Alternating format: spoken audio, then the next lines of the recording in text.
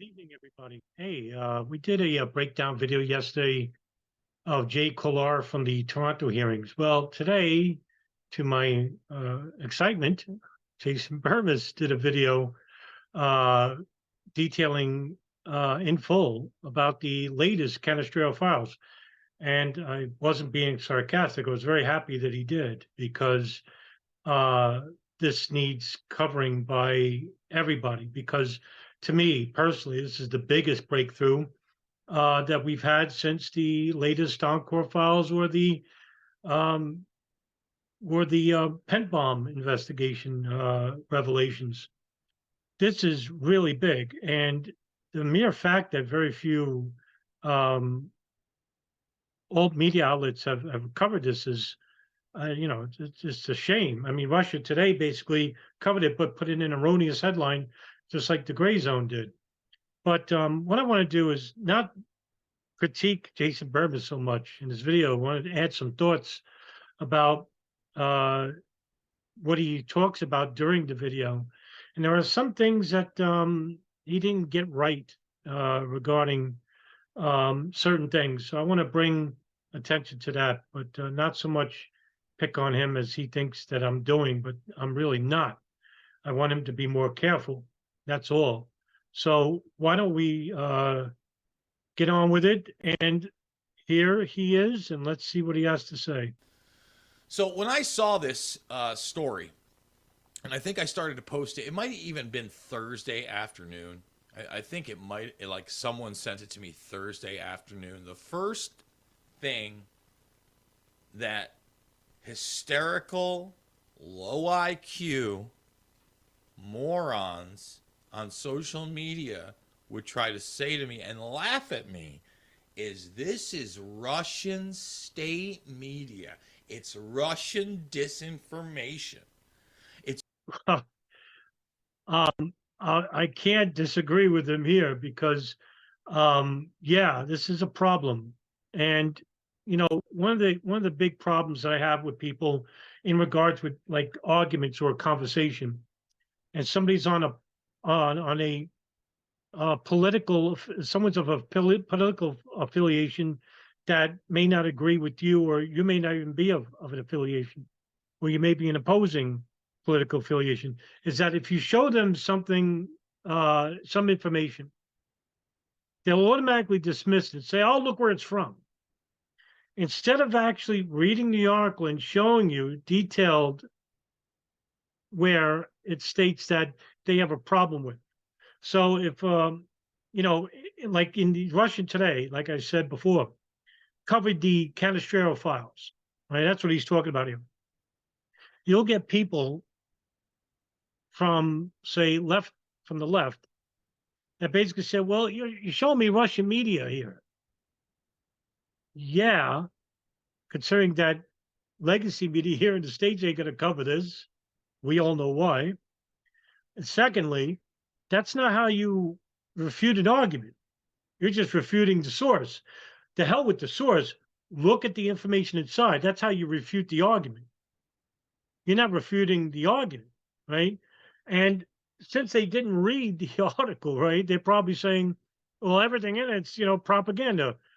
No, actually, it shows a conspiracy that actually is happening and numerous anomalies that go with it. So I share Burvis's concern here regarding the, this latest new debate tactic, which is really a tactic that's meant to suppress conversation. And without conversation, you have conflict. It's Russian misinformation. Russia, Russia, Russia. Hysterical. Like they don't even understand how ridiculous they sound. They didn't click the article. They certainly didn't read it. They don't understand that the Russia Today article by a guy named Felix Lipschitz, you can't make that up. Of course, it's a fictional name. Very Russian sounding name. Felix Lipschitz. Okay? So you read this article, and it links to a document we're going to show you right here, which is the declaration of Donald C. Canestro, who Canestro. is an investigator assigned to the Office of Military Commissions for a Guantanamo Bay defense agent. Now, we're going to read this, but we really got a lot to play for you today. And I mean, I'm assuming this is going to take the vast majority of the first hour, if not all of it. And what I need people to understand about 9/11 is that we have an international intelligence operation. And I can't tell you how many people, after they watched Fabled Enemies, would come up to me and say, but in Loose Change, you said this about the hijackers, or you said that about the hijackers. Right. So let me touch on this. I mean, yeah. In the first and second edition, especially the first edition, which was a rush job, I think you guys should have never made it, because you basically went in with an agenda that the U.S. government is somehow responsible for 9/11, orchestrating, planning, logistical, finding everything, right? And what you basically did was you went in with a preconceived bias and only looked at information that agreed with it. This is what hindered the truth movement right off the bat. Because, like I said in yesterday's video, you had a number of self-appointed experts, I'm not saying you are, that basically came out and said that the official narrative has to be opposed because it's wrong. 9/11 Commission is wrong, the whole book. Just like when you brought up the debate tactic, look where the source comes from. 9/11 Commission basically just said, don't read the book, everything's false in it. Meanwhile, a lot of stuff in the 9/11 Commission report, they got right. There were some things that they're wrong on. And basically, a lot of the information was missing, wasn't investigated. A lot. So it's an incomplete report, not a false report. Okay. They came in with a story, and the story fit with the narrative they wanted, while negating the information. So, according to Dylan Avery, Corey Rowe, they basically wanted to tell a story just like 9/11 Commission wanted to tell a story, and they negated to add information in the film honestly. And that's the big gripe, Jason. That's the big gripe of Loose Change, is that, when you talk about hijackers being CIA assets or not even being on the plane, or that there's swaps, or that no plane crashed in Shanksville, it was shot down, it was landed somewhere else, and, a plane didn't crash into Pentagon because, there's little debris. We saw a lot of unprecedented things in 9/11. High-rise buildings coming down, the biggest buildings in the United States. 4 plane hijackings crashing intentionally. We never saw that before. We've seen intentional plane crashing 1 at a time, never 4. So there was a lot of unprecedented things happening on 9/11. And for critics of Loose Change, they have a legitimate gripe. Like I'm a huge critic of Loose Change. I have a legitimate gripe because I'm trying to educate and inform responsibly the people that follow my channel. I have a duty to do this. I'm not getting paid for it. I don't want money from it. I want a new movement that basically can get things done. 9/11 Truth Movement didn't get anything done. 22 years, what happened? Not one court win. You lost every time in court, every single time. April Gallup in 2011. Last year, was it the Lawyers Committee for 9/11 Inquiry? I mean, good sakes. So, I mean, there's legitimate gripe, Jason. You got to admit that much. I mean, you just have to, because they got a lot of things wrong. Why did they make second and third editions? If you went into 9/11 with honesty and basically with a clean slate, no bias whatsoever, you would have been so far ahead, because you made that film, 2006, I think? Right at the peak of the Truth Movement. And because of that film did irreparable damage, because millions of people saw that film, and millions of people still to this day quote that film and quote the information in it. No planes, no hijackers, all that stuff. Loose Change Final Cut, Loose Change Second Edition is the one that exploded. And in that film, the original one, not the recut, I think it may have even been in the recut, but the media was saying like 9 to 11 of the hijackers were actually reported as alive. Now, a lot of that got cleared up in similar names. However, Atta's father came out and said that he had just talked to his son. The propaganda machine was in the works. You really Okay, let's touch on this because this is Loose Change that said this too. The most prominent 9/11 film ever made. The most popular 9/11 film ever made. So let's indeed talk about the article, right? Because what I want to do is basically share the screen now of the article that everyone quotes, right, regarding this. So here you have, this is the BBC article dated September 23rd, 2001. And what does it say here? Hijacked suspects alive and well. But if you just go by the headline, you basically say, oh, wait a minute. Look at this. They got a picture of Waleed El-Shehri says he left the U.S. a year ago, right? But if you read down, it says, another man named by the FBI as a hijacker in the suicide attacks in Washington, New York, has turned up alive and well. The identities of 4 of the 19 suspects accused of having carried out the attacks are now in doubt. Saudi Arabian pilot Waleed El-Shehri was one of 5 men that the FBI said had deliberately crashed American Airlines Flight 11 into the World Trade Center on September 11th. His photographs was released. Look, Waleed El-Shehri. Photograph is released and it has since appeared in newspapers on television around the world. Right now he's protesting his innocence from Casablanca, Morocco. He told journalists there that he had nothing to do with the attacks on New York and Washington and had been in Morocco when they happened.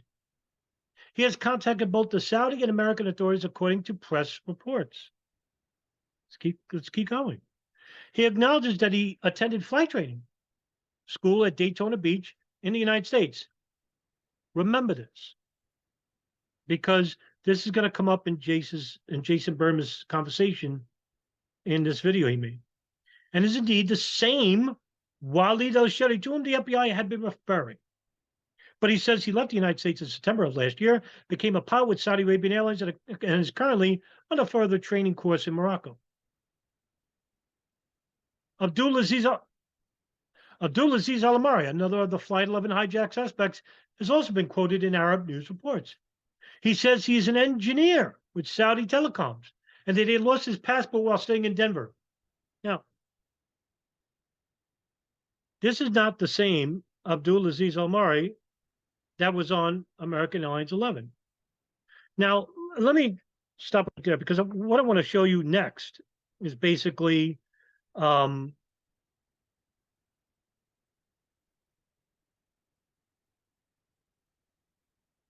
photographs, pictures of certain people like Waleed El-Shehri, right? Waleed Ahmad El-Shehri, right?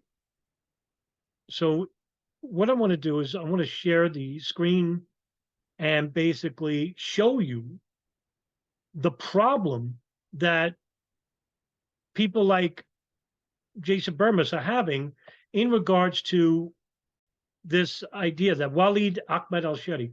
Here you have it, look right here. Here's the actual hijacker's other brother, their brothers, Waleed and Wael.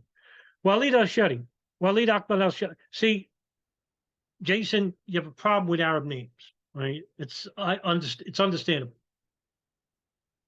People automatically assume that the BBC article is referring to the hijacker Waleed El-Shehri. Meanwhile, this is the guy that called.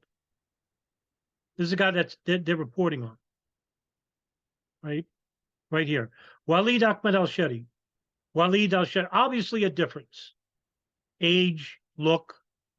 This is the guy that's alive.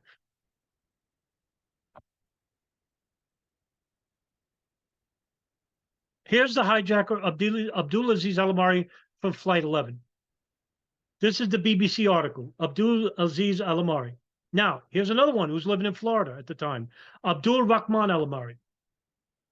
As you can see, all three look different. Age difference, everything. This is the guy that basically called the BBC and said that he's a Saudi Arabian pilot. Yes, he is. As you can see, different. So, look, understandable that you got it, you got it wrong a little bit here. I'm not holding it against you, but you have to do your due diligence, Jason. Later on, I mean, when the BBC came under a fire from this, and they did come under fire, they had to put out an article 5 years later addressing these concerns because they couldn't believe people were saying that, hey, the hijackers are alive. Like people actually thought this. So in 2000, as you can see here, October 27, 2006, a 5-year-old story from our archive has been the subject of some recent editorial discussion. The story written in the immediate aftermath of my attacks was about confusion at the time surrounding the names and identities of some of the hijackers. The confusion was widely reported, was also acknowledged by the FBI. We later reported on a list of hijackers, thereby superseding the earlier report, now into our intervening years. We have also reported in detail on the investigation into the attacks, 9/11 Commission, and its report. In an effort to make this clear, we made one small change to the original story. Under the FBI picture of Walid al-Shehri, we added the words, a man called Walid al-Shehri. A man called Walid al-Shehri. Right? Because that's what happened. That's what happened. A man named Walid al-Shehri.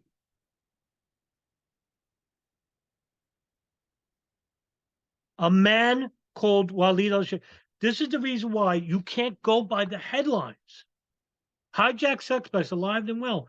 A man called Walid al-Shehri, not Walid al-Shehri, like the original, because they made those changes. So, I mean, Jason, it's a problem that the 9/11 Truth Movement, they run away with the story before reading the story. And that's the problem I have. Now, look, when you made loose change and you talk about alive suspects, I mean, God's sakes, 22 years now, guy. 22 years. This stuff's been out there for 22 years. Really didn't know what exactly was to believe with those guys. But as things got deeper and darker into my research, you realize that the vast majority of these guys had connections to military bases, were trained on them. Okay. Some had been living with Khalid al-Mihdhar. Let's stop right here. I want to go back 10 seconds. Hold on. To military bases, were trained on them. Okay.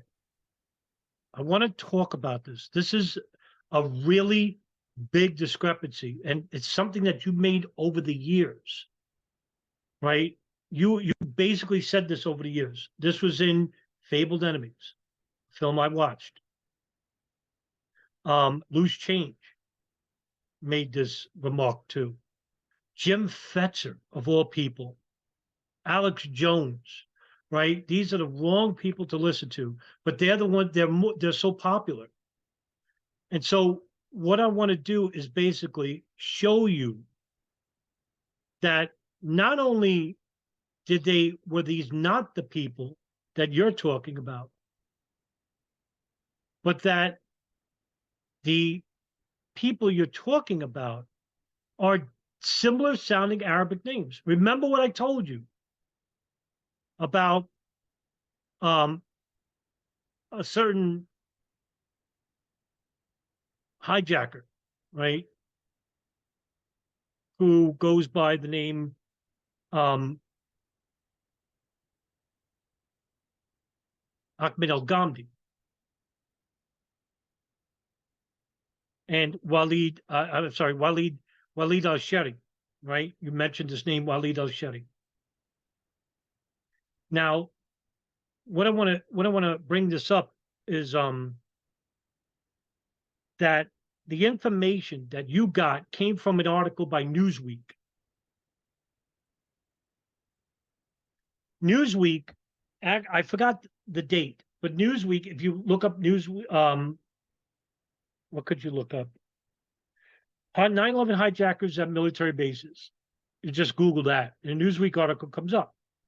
Now it names Saeed al-Ghamdi, Ahmed al-Ghamdi, and Ahmed al-Nami, that they trained at Pensacola, having that they had ID cards with the addresses of this place called Lackadonia or something like that. But what the article also states, that 3 of those hijackers, Saeed al-Ghamdi, Ahmed al-Ghamdi, Ahmed al-Nami, that there were students at this base in Pensacola, Florida, that had similar sounding names, just like the similar sounding hijackers that called in BBC and said, hey, that's not me. Because they probably are getting calls, hey, were you on that flight? Obviously, no. Well, there's a guy named after you. He's one of the hijackers. Arabic names have similar sounding names. These go by tribes of certain religious backgrounds, Sunni tribes, nominal nomadic tribes in Saudi Arabia and the Gulf. That's Bahrain, United Arab Emirates. And you also had another article, I think you went by, which was Washington Post, and it was September 16, 2001. And in this article, it states that Saeed al-Ghamdi, no, I'm sorry, in the school in Pensacola, I forgot the name of the military base in Pensacola.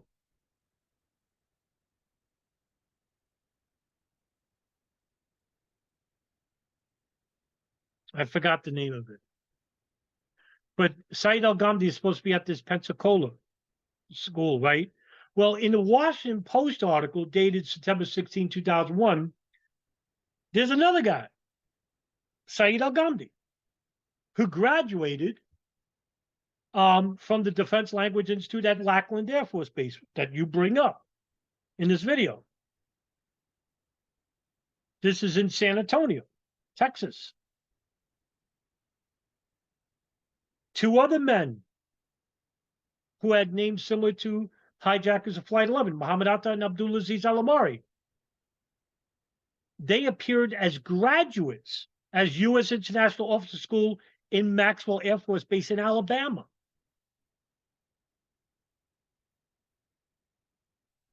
Now, the Air Force Base at Lackland basically said, and I'm going to quote you, quote, some of the FBI suspects had names similar to those used by foreign alumni of U.S. military courses.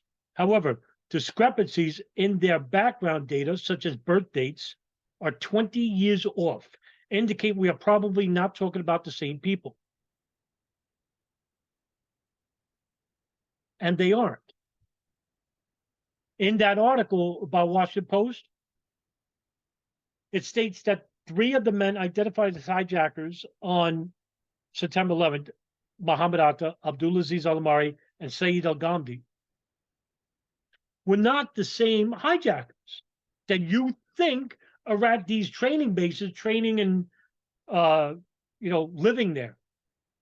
Let me show you proof as to why you make this this mistake. Now, what I did was basically was I looked at Intellis. Intellis is basically like this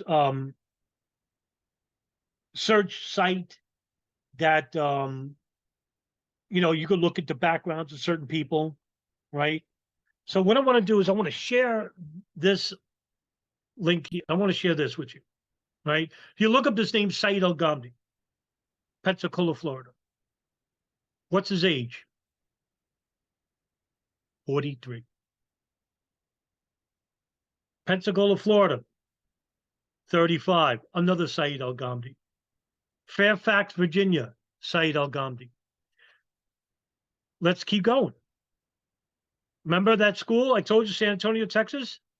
Saeed Al-Ghamdi, age 46. Saeed Al-Ghamdi, 62, Vero Beach, Florida. Saeed Al-Ghamdi in Tucson, in Middletown, in Fayetteville. More. Onford, Mississippi, Pensacola, Florida, San Antonio, Texas, Richardson, Texas, Dover Air Force Base, no less. Fucking Dover. Obviously not the same, because the Saeed Al-Ghamdi that died on 9/11 was 22 years old.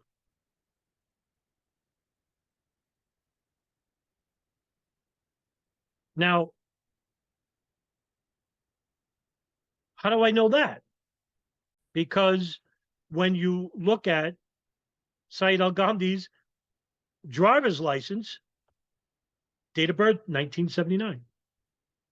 Saeed Al-Ghamdi, Delray Beach, Florida. Nothing about any military base. You bring up Ahmed Al-Nami. He was 23 when he died. Delray Beach, Florida. Same address, 735 Deerfield Road. He lived with Saeed Al-Ghamdi. Too young. Be the same people who are going to these universities who are 46 years old.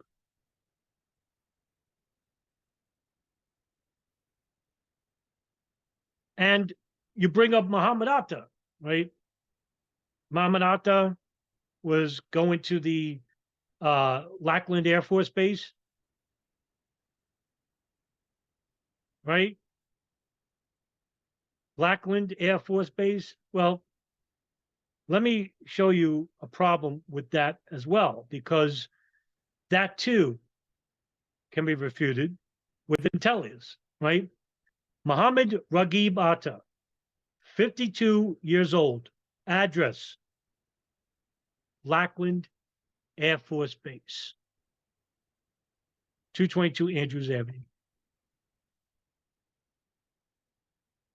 It took literally, Jason, seconds to look this up. Seconds. Because when you made this statement, I looked it up on Intellius. Said, well, let me look at certain names. And that's what comes up. But you ran with the story because it actually confirms your worldview, right? You want to blame the U.S. government for either controlling these people, training these people to hijack planes, and then maybe, I don't know, afterwards they switch out for drones because that's what you believe. And it answers right here in front of you, right? So that's my only problem. My problem with you is that you're just not careful. You're just not careful enough. And I want you to be. I don't want to see you fail, and I don't want to, I don't have that animosity no more. I want action. That's what I want. I want to do something. And we need enough educated people to actually do something. You can't do nothing when you don't have the right information. So your whole story about the United States government and the military training these people is refuted. Some had been living with Khalid al-Mihdhar. But I don't know if I should, let me share it again. Hold on. Sorry about that. Are included. An FBI informant and asset wasn't the only one, and the CIA was absolutely warned about the hijackers. Okay, I think you got a little bit mixed up here, right? You got it a little bit mixed up. We're talking about, because you're talking about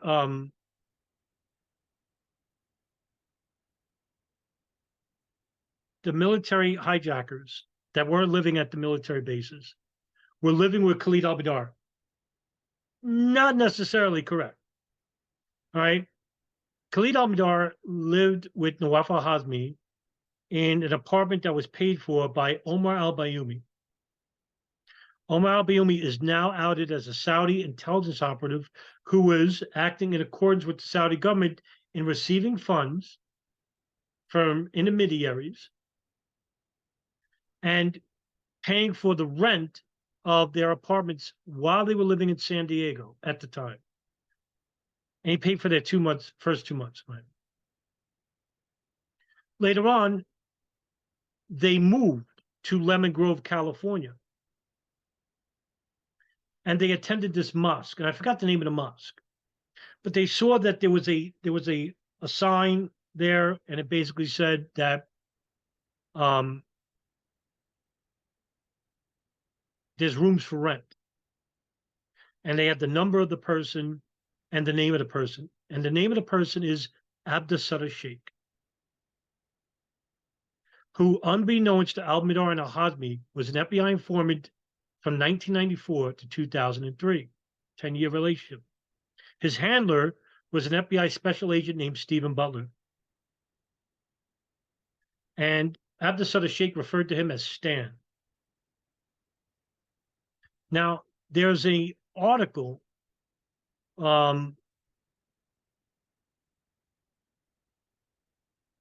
that talked about this that's in the Washington Post.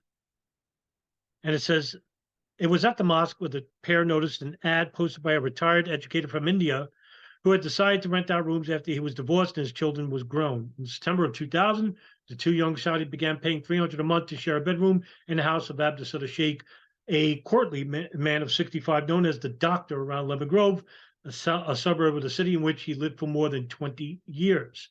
Now, the story behind this, Jason, is that he basically was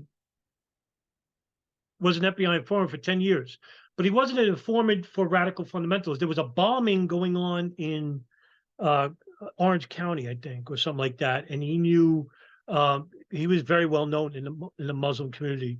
And so the FBI went to him and basically says, could you have any information if you ever come through and, can help us? And he basically had a working relationship with Stephen Butler, so much so that he would go to the agent's house and have dinner with him and stuff. It was a long-standing relationship. And then when these two guys came to meet with Sheikh and they rented out rooms, he told Stephen Butler about this and said, I know these two young guys that just came to the United States and they are very nice. They pray, they're religious, but he never told them their full names. He only told them their surnames, right? Their first names. Their first names.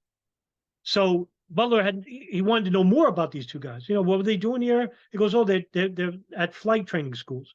Because if we go by, take this with a grain of salt now, if we go by Khalid Sheikh Mohammed and Ramzi bin al-Shibh, they say, as well as Abu Zubaydah, remember they were all tortured by the CIA. We don't know if they're telling the truth or not, because they were tortured.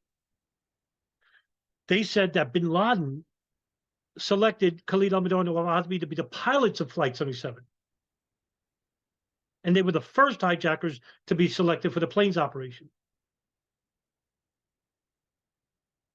And I happen to think this is true because we know that they came from the Malaysia Summit meeting in Malaysia.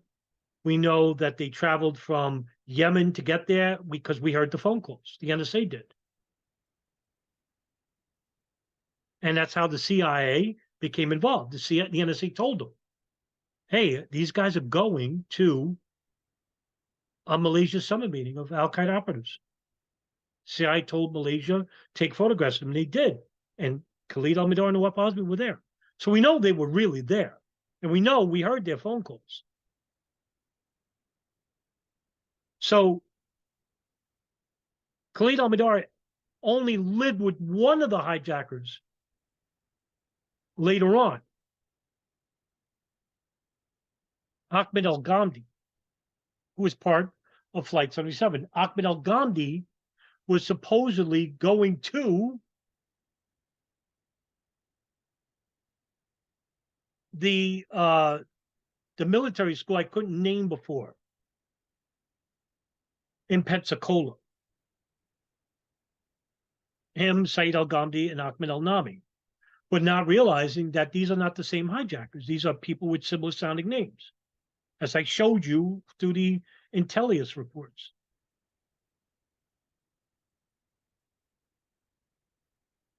And he was living with him on September 10th, one day before 9/11. Wasn't really living with him. They rented a room at the Marriott in Washington, D.C.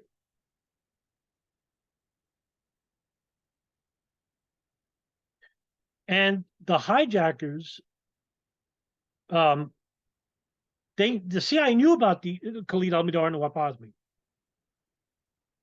They knew about them because the NSA told them about them.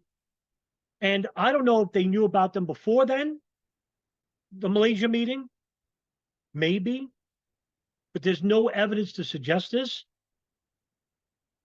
Khalid al-Mihdhar and Nawaf Hazmi, they did their biographies. The CIA had this report about the biographies of the hijackers. I've read this. And it goes back to the early 90s when Khalid al-Mihdhar was, Nawaf Hazmi were in the Balkans, in Chechnya. And it suggested that Ibn al-Khattab, who was fighting with the Muslim Chechen Mujahideen against the Soviets, and actually knew who bin Laden was. It suggested that Khalid al-Mihdhar, Nawaf Hazmi were fighting in his contingent. So that's all I wanted to bring up, really. Let's continue. On top of that, there was another shadow network that seemed to be following and monitoring some of these people that was outside of the U.S. military-industrial complex, okay? And in the Israeli Mossad and Right. IDF and basically their network through not only the art students you hear about, but also mall kiosks. That's right. Hey, listen, a lot of props here because a lot of people don't even bring this up, right? I'm guilty of this sometimes. I forget about it. That they had these mall kiosks and there was Israeli operatives there. Whether I don't know if they were Mossad or not. They could be just useful dupes that bring back intelligence. Doesn't mean they're Mossad. But yeah, that's right. Across the country. Now, when I tell you that the CIA seem to have protected these guys, it's in my film Invisible Empire. It's in my film Fabled Enemies. And it's a big deal.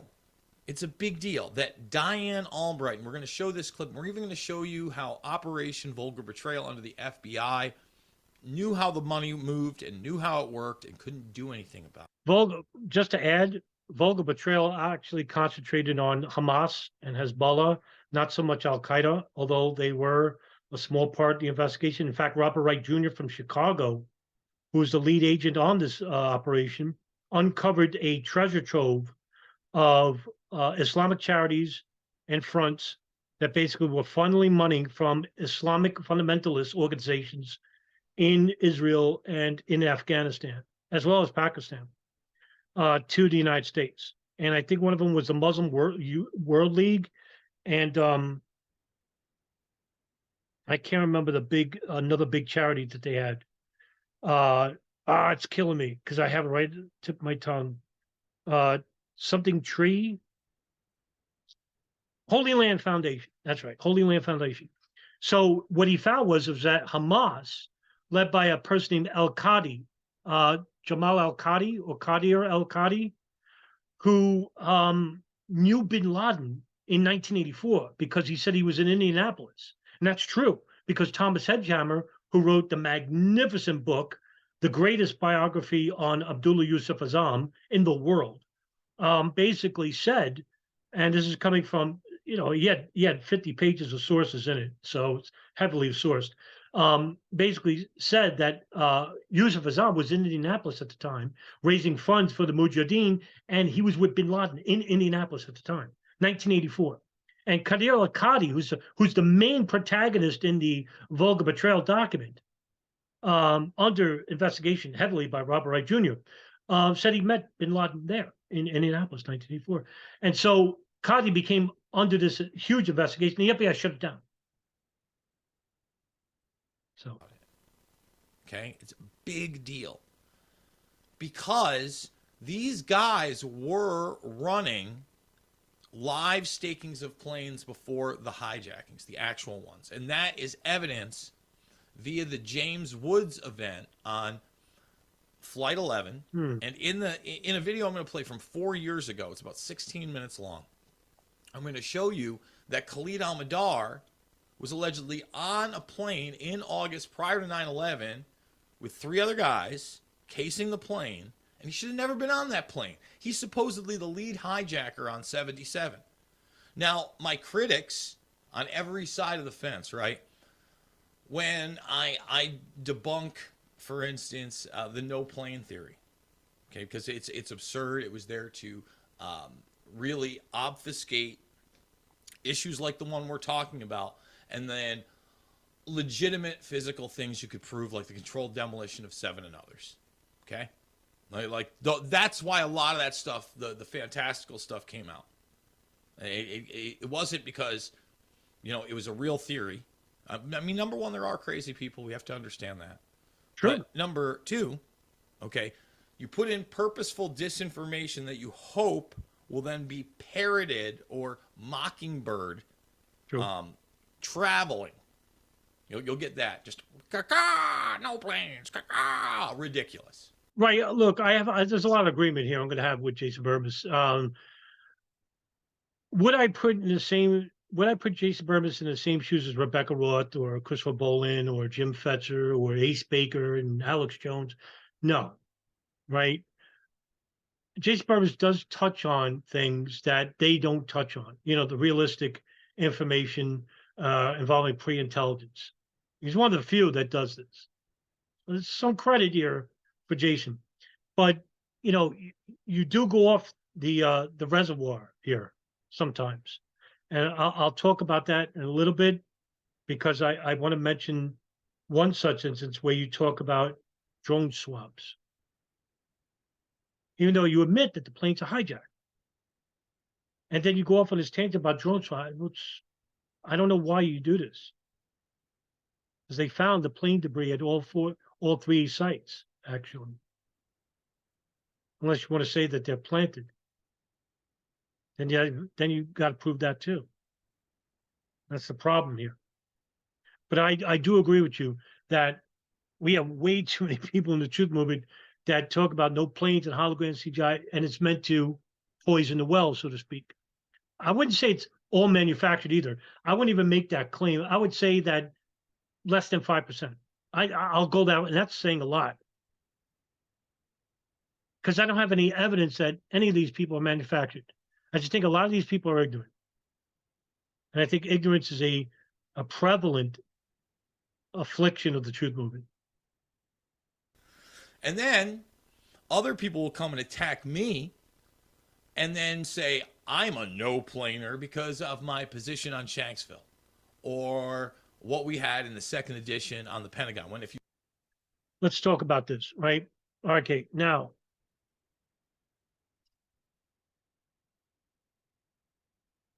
you know what? No, you know what? I want you to elaborate a little bit on it. You watch the final cut when we were able to do our own investigation and a ton of interviews. There's a much more nuanced perspective. Okay, nuanced, right? Nuanced perspective. So I want to say about 2 years ago, you went on a show with Reed Coverdale, his show, Naturalist Capitalist. And you said something. I'm going to play the video clip.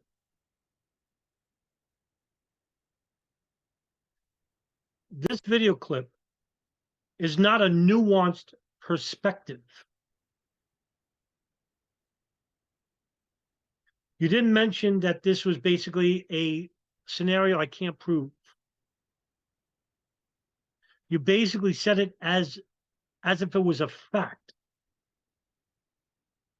Because even if you did take manual control, it could be overridden. You know, I think, again, I'll say it again. I think the evidence of the planes that hit the World Trade Centers, they look like drones to me. You know, that flash, even in that first video, does not, you know, it looks reminiscent of that second flash. I know that's not popular. I know it's not something we even put in the second edition of Loose Change, etc. But I've seen it again and again and again. I think that apparatus is on the bottom. I think that's a gray plane. So that's not a nuanced perspective, right? You made that as a statement of fact. And you can't, because you have no evidence for this, right? You basically, what you're asserting is that the theory is that the planes are actually swapped for drones, and that the military drones have missiles at the bottom of the plane. Now, I never understood why people need missiles at the bottom of the planes when the plane itself is a missile, right? They're fully loaded. You have 18,000 gallons, which amounts to approximately 39,000 pounds of fuel in these planes. Added to the fact that they were going over 500 miles an hour, that's basically a flying bomb, which was the whole purpose of hijacking planes that were going cross country and flying them at a high rate of speed. You don't need to put a missile at the bottom of the plane. One, you're adding weight to the plane, and you don't need it. Plane's a bomb at this point. Secondly, what evidence did you have to basically say that these are drones? Because they found the plane debris that was belonging to the hijacked flights in New York and Washington, Shanksville. If you're going to say that they were planted, well, now you're not going forward. You got to take a step back, and now you have to prove that the plane debris was planted. Now, I've never met a single person ever that has proved this much, because you would have to involve thousands of people, right? Because this is all happening in broad daylight. You have to involve the FAA to basically say that the planes were basically the hijacked planes, but they were actually drones, right? They have to keep that. These are not private citizens, these are public citizens working at the public sector. So they have to keep this quiet for 22 years. Now you have the National Transportation Safety Board, who investigates air piracy, right? Along with the FBI. So they're the ones in charge of sifting through the plane debris, making sure that it's from those hijacked flights. You have to make sure that all those people at the National Transportation Safety Board, the dozens or so involved in the 3 cities, you have to make sure for the next 22 years that they go along with the story that these were the hijacked flights and not drones. Then you have to involve all the first responders who were in New York, in Pennsylvania, and in Washington, D.C. Thousands of people. Now, I've interviewed the lead investigator for the Pentagon site, who's Assistant Fire Chief James Schwartz of Arlington County Fire Department, and he basically says that there was over 5,000 people that were in the search, rescue, and cleanup in the month of September after the attacks. And you have people from Fairfax County, Montgomery County, Fort Belvoir, fire departments like Ronald Reagan Airport, Fort Myer, Arlington, Fort Belvoir. You have FEMA, you had the FBI, you had Pentagon first responders, local police, Washington, D.C. police, Pentagon police, as well as Montgomery and Fort Belvoir search and rescue units. So you had dozens and dozens and dozens, all these people in the public sector. thousands of people. And that's just the Pentagon. I didn't even mention Shanksville. I didn't mention New York. Thousands of people. You have to make sure all those people that were involved with search and rescue, that were involved with plane debris collection, you have to make sure for 22 years, every single one of those people go along with the story that these were the hijacked planes and not drone swaps. The mortuary, Dover mortuary, Shanksville mortuary, Wally Miller, New York. I forgot the name of the mortuary that was in charge there. All these people you have to involve 22 years. Make sure that they don't come out and say, "Oh, by the way, I'm a whistleblower. These were actually not the hijacked planes, but they were drones." Well, we didn't find human remains at all. Well, the human remains that we found were not of the passengers or crew. Not one so far. Not one. And I don't know how you can have an agent follow each person for the 22 years and make sure that they don't say over the phone or through an email or through a passing whisper to a loved one, to a friend, or to an associate that they have information that contradicts the government story. Isn't it much easier, Jason, to basically allow for the hijacked flights to crash uninterrupted by air defense or by local and federal authorities, to allow these hijackers hijack these planes and crash them? You have to kill everybody anyway. And since they're going to crash into these areas, well, they're all going to die anyway. Now, you want to make the claim that they were remote controlled to make sure that they crashed and one died? All right, I'll go along with that, but you got to prove it. I say that's a rational speculation. That's a reasonable scenario to ensure that they crashed, right? You could have that one pilot hijacker that says, "Yeah, you know what? I'm going to back out." That's a possibility. But for sure, the reasonable scenario is the one I just outlined.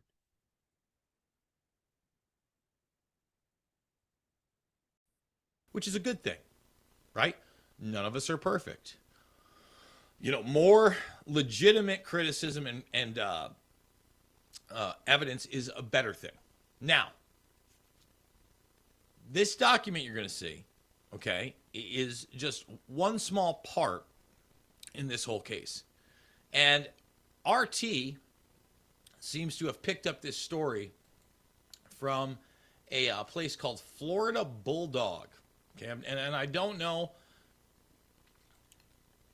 their their background at all, but that's a crime, considering that you actually are an avid 9/11 researcher to an extent, honest anyway. That you don't know Florida Bulldog, which is the preeminent online publication when it comes to 9/11. There's no other website that comes close. Der Spiegel is in Germany. I would consider that on the same page, especially in the early days. But currently, there's nobody other than Dan Christensen, who's head of Florida Bulldog. I've interviewed him, and he's a fantastic guy. And bless him, man, because he's the only one that posts updated information. And he broke this story, this magnificent big story that you see here on the screen. And for you to not know Florida Bulldog, Jason, my God. This is what I mean about only looking at sources that agree with your worldview.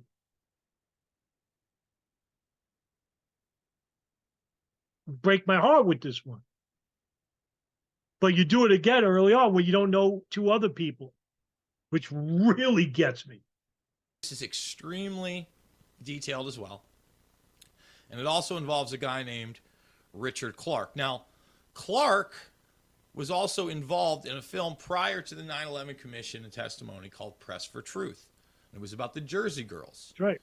And mainly with the cover-up that they were alluding to in that, because Richard Clark's the guy, if you remember, I failed you and your government failed you, Yeah, I or remember. vice versa. So And I now always you- felt he was very limited hangout. I still think he is, right? He knows damn well he could have said more, and he probably did behind closed doors. But he may have been very compromised. Now, when I put something that's speculation out there, okay, I'm going to say it's speculation. Really?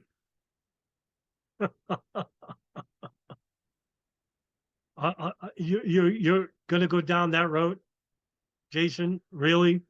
Because I even mean- if you did take Are you kidding me? Right? You don't ever do that. That's my beef with you. My main beef with you is you don't do that. You basically say it as a statement of fact. That's my problem with you. Remember this clip I played before? manual control, it could be overridden. I mean, remember this? I think, again, I'll say it again. I think the evidence of the planes that hit the World Trade Centers, they look like drones to me. You didn't say speculation there.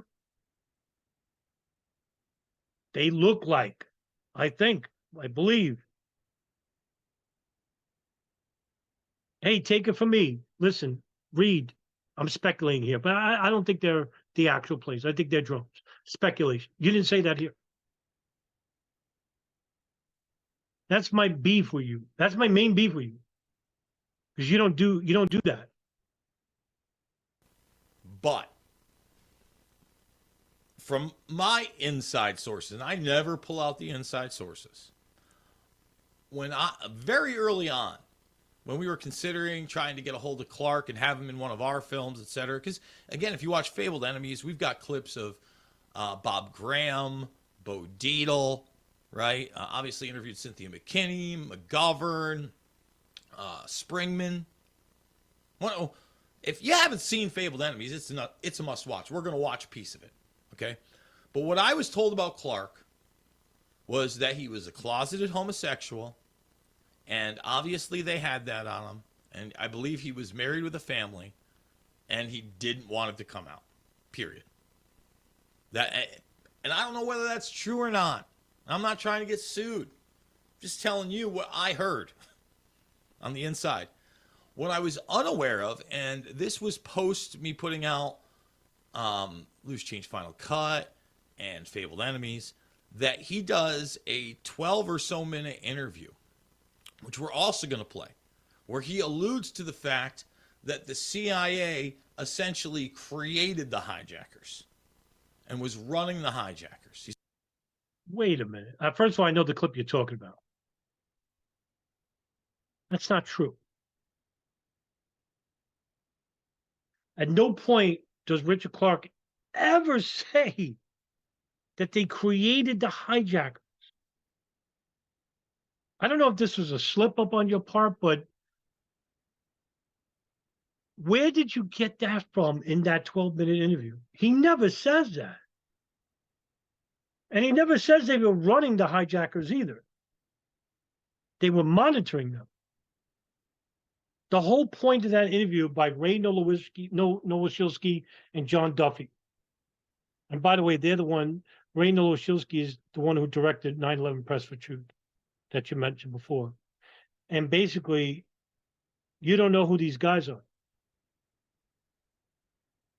And they are the ones, in my opinion, who gave us the most important podcast ever in 9/11 research, called Who is Rich Blee? Publicly outing the deputy, the chief of station after Michael Scheuer, Richard Blee. And later on, they also uncovered the names Alfred M. Bukowski and Michelle Ann Casey. Alfred M. Bukowski is the first analyst hired at Alex Station by Michael Scheuer, who's now they're married now. And Michelle Ann Casey is the lead analyst of the Yemen hub. That's the Al Qaeda communications hub. And she's the one who told Mark Rossini, an FBI agent on loan to Alec at the Bin Laden issue station, that they weren't to share information concerning Khalid al-Mihdhar and Nawaf al-Hazmi and their U.S. visas, and that they were coming to the United States with the FBI. And she said this on behalf of the deputy chief of the Bin Laden issue station, Tom Wilshire. This was a huge issue. And so when Clark was interviewed by Ray and John, they basically were talking about how the CIA, the reason why they never told the FBI about these two guys inside the United States was that he believed that they were trying to recruit them as agents inside, or informants, I'm sorry, as informants inside Al-Qaeda, because in 1999, when George Tenet, the DCI, the CIA, the director of Central Intelligence, hired Cofer Black to be the director of the Counterintelligence Center, he tasked Cofer Black to try and get operatives inside Al-Qaeda. And Cofer Black was in charge of this operation called the Plan, that basically would try to get intelligence on Bin Laden and Al-Qaeda. And he was going to basically get people in Afghanistan, probably from the Northern Alliance under Ahmad Shah Massoud, to try and get information from Al-Qaeda operatives who basically were captured, but they would kill themselves first. They were never captured.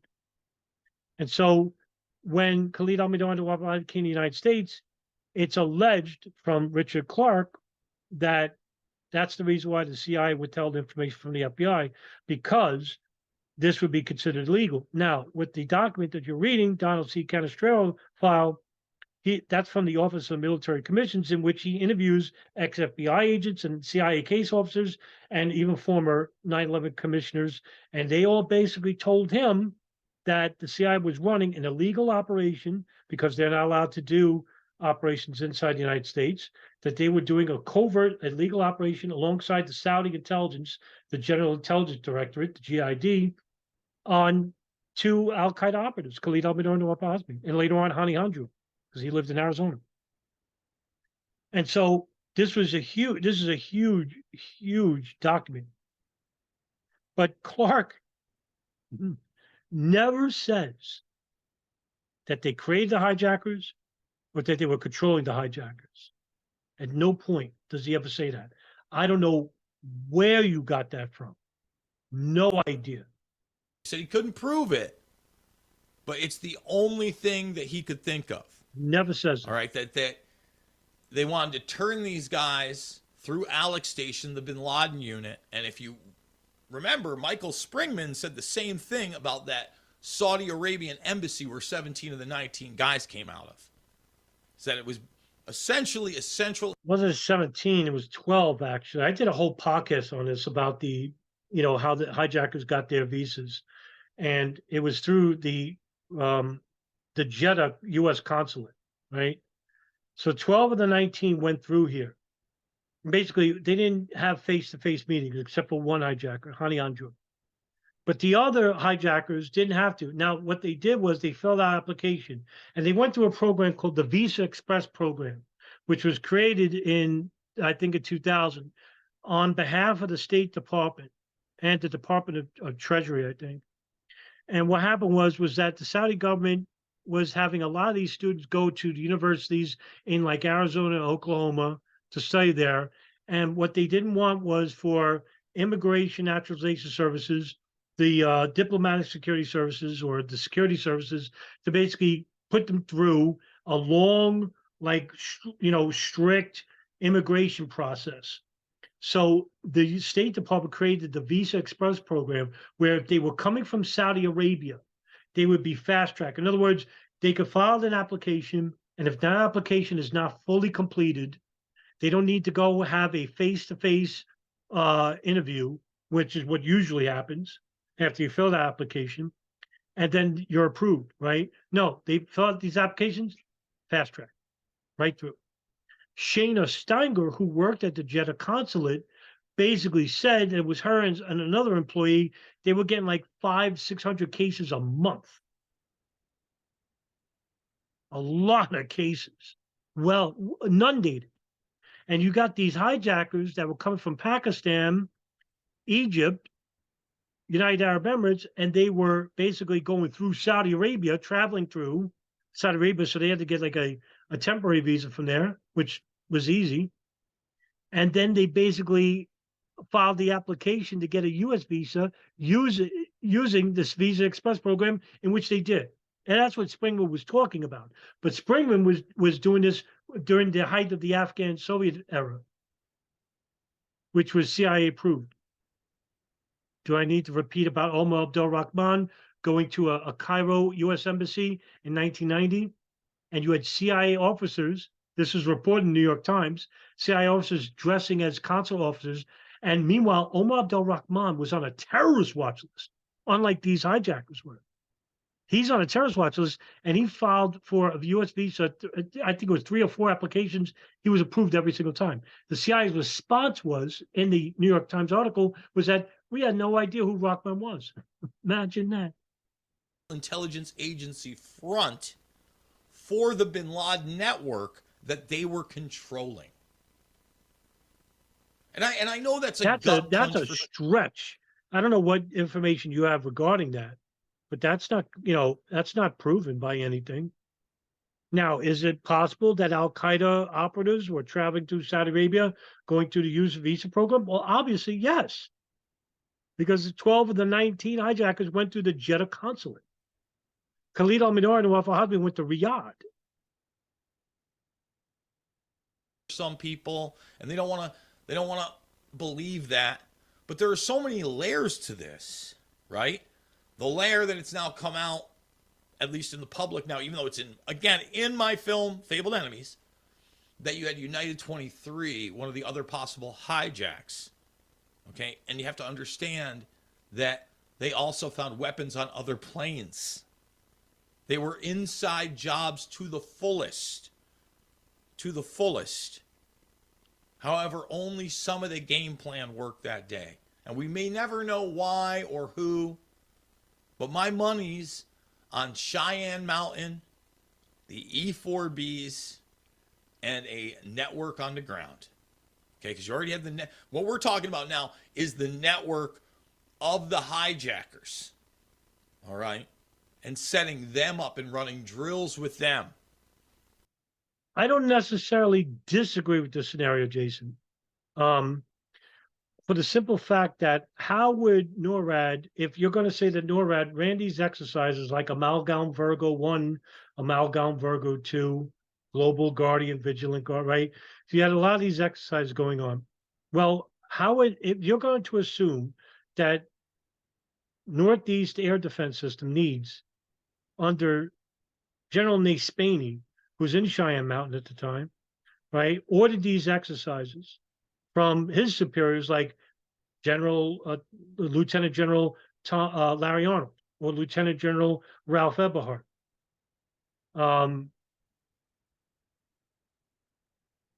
Or General Craig McKinley, right? If you're going to assume that these guys knew about the 9/11 attacks ahead of time and put these exercises in place, I don't necessarily disagree with that. That's a stretch. I don't know what information you have that proves this, but let me entice you here.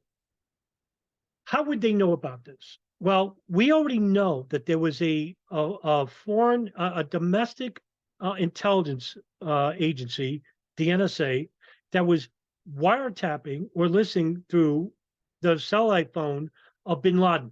This started either in 1992 or 96. But we do know that in 1996, the NSA got wind of a number that was calling bin Laden, and it was located in Yemen. And so they thought this number was important enough because bin Laden kept calling it numerous times.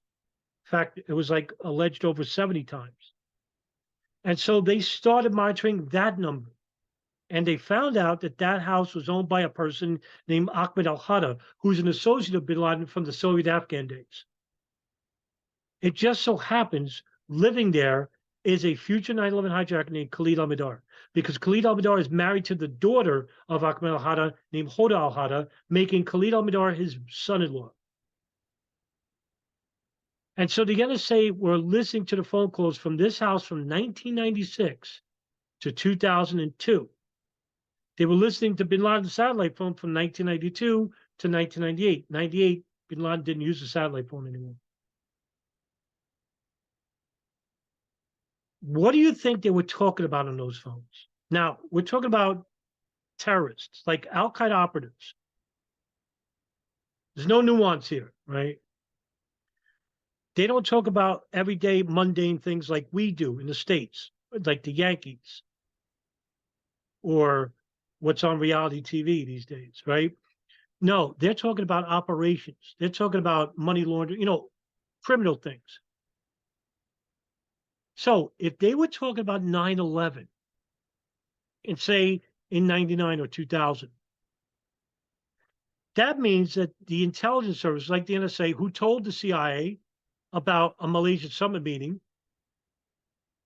and now you could basically speculate that the NSA and the CIA told NORAD to basically not interfere with the plane hijackings so that we could take advantage and go to war with Afghanistan, Iraq, and later on Syria, Libya, and drone strike Pakistan, right? Thereby creating a continuous whirlwind of war that would basically benefit the Pentagon and the Department of Defense. Now, that's a stretch and a half, and it's all speculation. But if you want to make that assumption, is it really irrational? I would say no. But there's no evidence to suggest that. That's all I wanted to add. Okay, and I would say this. They're patsies in the regard that they were doing these things, okay? But the end game, all right, what they thought they were doing and who they were doing it for is certainly in question. Well, not exactly, right? So we do know that the orchestrators of 9/11, right? Khalid Sheikh Mohammed, Ramzi bin Al-Shib, Mustafa al-Hawsawi, Amr al-Baluchi, right? The Guantanamo Five, right? Tawfiq bin Atash Khalad, right? So we do know that these people were giving money to the hijackers from United Arab Emirates and from Pakistan, right? They will also, these hijackers also made video wills. And I've uploaded all of them to my Odyssey account. You can watch them there. These are martyrdom video wills. They were recorded by Al-Qaeda's media committee named As-Sahab. And basically, they were talking about, dying for the sake of bin Laden and Al-Qaeda. So they basically knew what they were doing this for.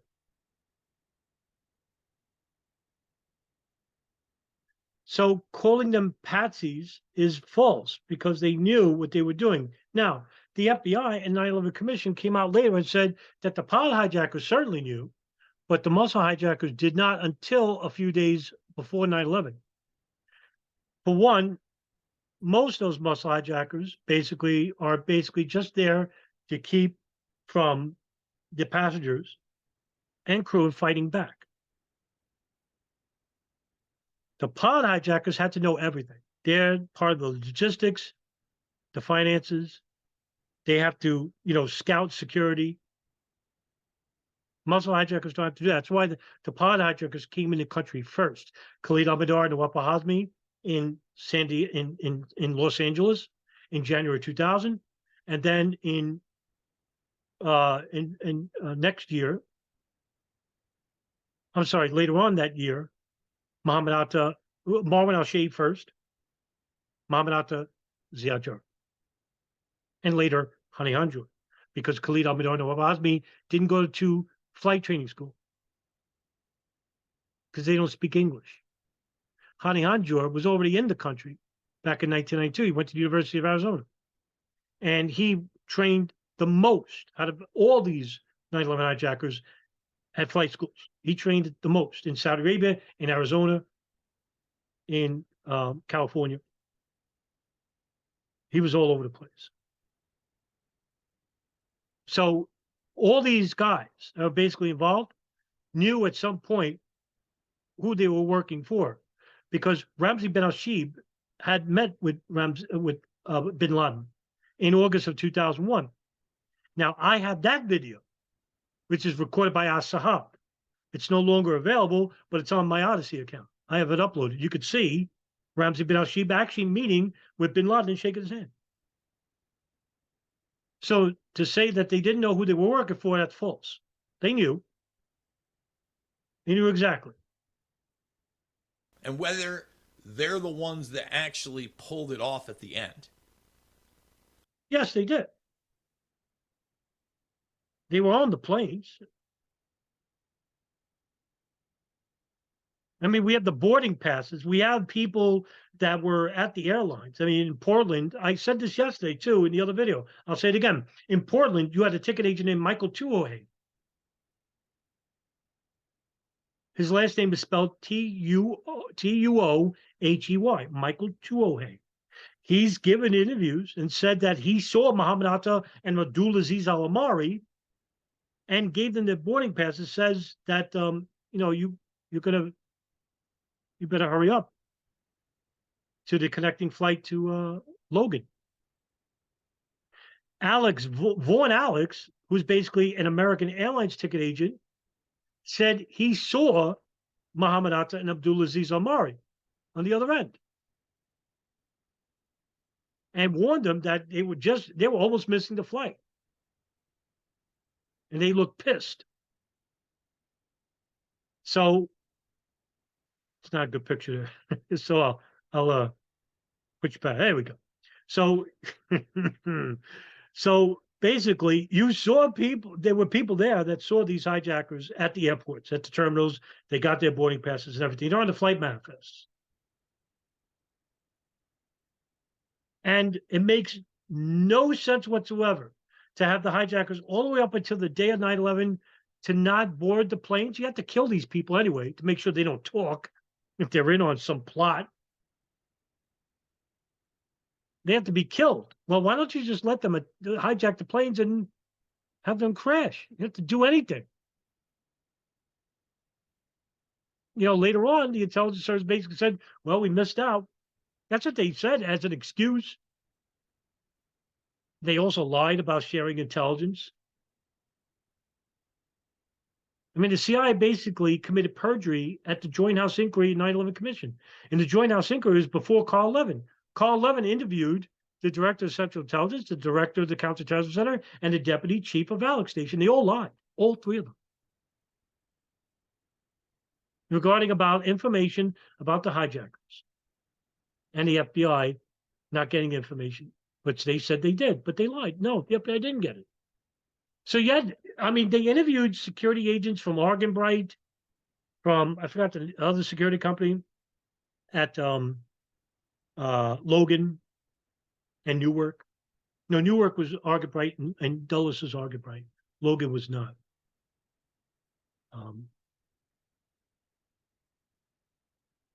So, I mean, we have this problem here. I'm sorry, Argenbright was Logan. That's right. I got it the other way around. So, I mean, you had people that were interviewed by the FBI that saw these. I mean, the FBI's released it. It's in scrib.com, and you could take a look at these interviews yourself. They interviewed flight attendants, ticket agents, security officials, screening them. They went through the CAP system. A lot of these hijackers, so there's a record of them being there, Jason. What they were doing and who they were doing it for is certainly in question. No, and whether we know now they're the ones that actually pulled it off at the end. Yes, they did. Obviously, there are some aspects where the planes were in the air, and we tell you, we've shown you here how empty they were, how empty those planes were. So bizarre. No, it's not bizarre at all. In fact, when you think about it, Jason, right, you're not thinking like a hijacker. You got to think like a hijacker. Do I want a full plane? So that, and there's only like 4 or 5 of these people on the plane. In one aspect, there was 3. Do you want everyone to fight back and you're going to be outnumbered? And all you got are knives and box cutters? even though there's a report of a gun on 77 and Flight 11. It's not proven, but this is coming from the airline's employees that got initial reports. Anyway, but they chose the lightest loads. And the reason why they did this was so that because, like, for example, Flight 93, which took off from Newark, right? According to the FBI, these hijackers who were casing, these joints for months prior to 9/11, they were seen by other people. You name one was James Woods. Flight 93 there was only a load factor of 20% for Flight 93, which Flight 93 could hold up to 182 people. There was only a 20% load factor. So that means the hijackers basically chose Tuesdays, right? They chose Tuesdays because that's the day that people don't fly as much. I mean, you have people like Mohammed Atta and Mohammed Al-Shehhi seen at Atlanta. They were in casing joints in Florida. So they knew months before the attacks happened what days to pick for the lightest loads. It only makes sense. You want a minimal amount of people on these planes that fight back. I mean, in the Joint House inquiry and closed door testimony, one of the commissioners says, I want to know why these guys nobody fought back except for Flight 93. Because in Flight 93, it's alleged from the people on that plane, and this is coming from the phone calls that they made, that the hijackers told them that they were going to die. They were going to crash. And plus, they were allowed to make phone calls, and they were getting phone calls from people saying, hey, the planes were crashing in the World Trade Center. So they knew ahead of time. Now, why is that? Right? If you're hijackers on that plane, why would you tell the passengers they're going to die in the hopes of they're going to fight back?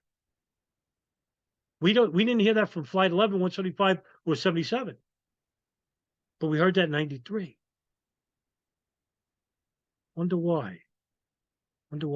Anyway, that's the reason why they chose the lightest load factors, because Tuesdays, they surmised that less people would fly on Tuesdays than they would on, say, a weekend or before a holiday.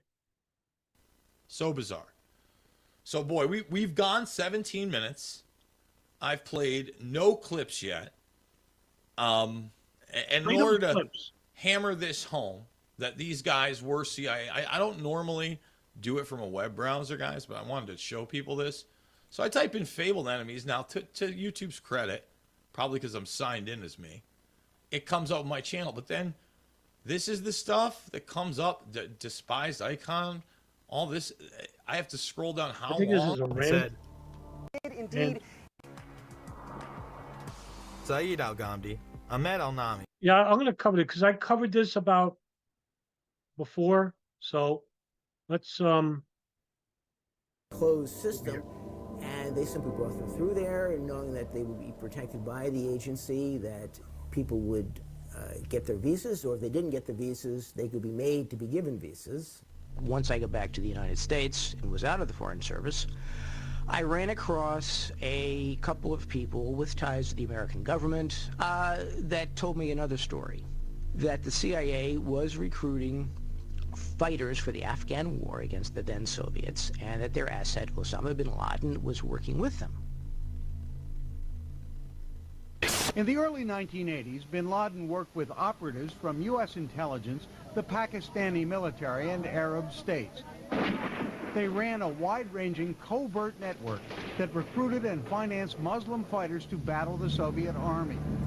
Now, obviously, when you look at that, that's one of the reasons that I also focus on Pakistani intelligence funding some of these hijackers. It shows you that in some of these cases, in this one in particular, it seems like they're working in unison to supply this current network. Now, wait a minute.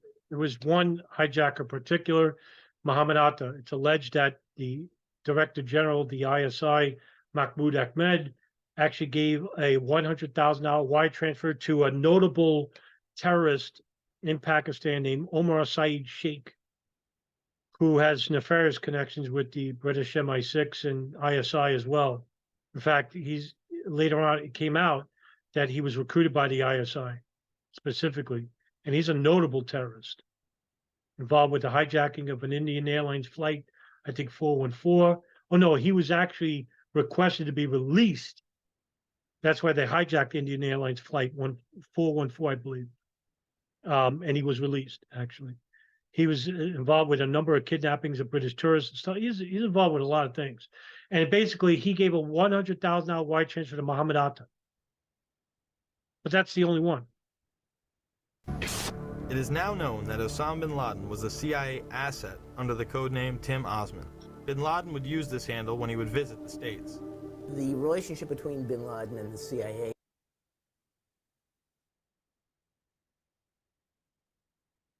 Wow, where did this come? Come on, Jason. You know what I mean, man? This is really bad. So, like, this view of like Mohammed, this view that he's an agent of the CIA, and they gave him a code name, Tim Osman. I heard this years ago, years and years ago. So I'm like, why would the CIA do this, right? Well, why? And then have the document that he's showing you is this document here, right? This document. Now, if I blow it up, you'll see that there's all this blacked out stuff, right? What it says here, we don't know. We don't know where this comes from, right? No heading, no signature, nothing. It just has this could have been made by anybody. This is not how a CIA cable works, or what they call a Central Intelligence Report, right? That's what they use, CIA, a Central Intelligence Report. But this is, who knows where this came from. But I'm not even going to use that, right? What I'm going to use is basically from the words of Dr. Ayman al-Zawahiri, who wrote a manuscript called Nights Under the Prophet's Banner. Here it is in Arabic. Nights Under the Prophet's Banner. And basically, what he basically says is that bin Laden never received funding from the West, and basically was never, all these conspiracies were made by the West. So let's shorten the screen and I'll read you the rest, right? Al-Qaeda's number 2 leader, Ayman al-Zawahiri, confirmed that the Afghan Arabs did not receive any U.S. funding during the war in Afghanistan.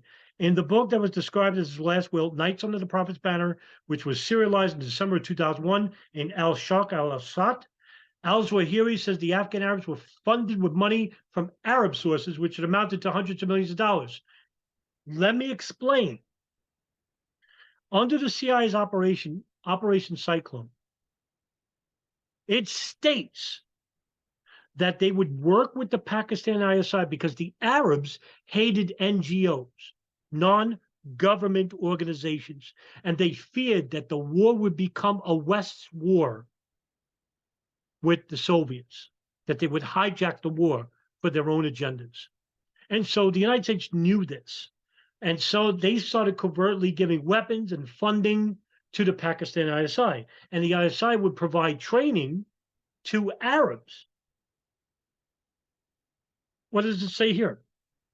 While the United States backed Pakistan and the Mujahideen factions with money and equipment, the young Arab Mujahideen relations with the United States was totally different. The financing of the activities of the Arab Mujahideen in Afghanistan came from aid sent to Afghanistan by popular organizations. It was substantial aid. The Arab Mujahideen did not confine themselves to financing their own jihad, but also carried Muslim donations to the Afghan Mujahideen themselves. Osama bin Laden had appraised me, Dr. Ayman al-Zawahiri, of the size of the popular Arab support for the Afghan Mujahideen that amounted, according to his sources, to 200 million in the form of military aid alone in 10 years. Imagine how much aid was sent by popular Arab organizations in the non-military fields, such as medicine and health education and vocational training, food and social assistance. Through the unofficial popular support, the Arab Mujahideen established training centers and centers for the call to the faith. They formed fronts that trained and equipped thousands of Arab Mujahideen and provided them with living expenses, housing, travel, and organizations. Okay? Enough with this CIA-created Tim Osman, and it's not backed by anything at all, Jason. This is a ridiculous claim. I can't believe you use that in the film Fable Them. I can't believe you still stand by that.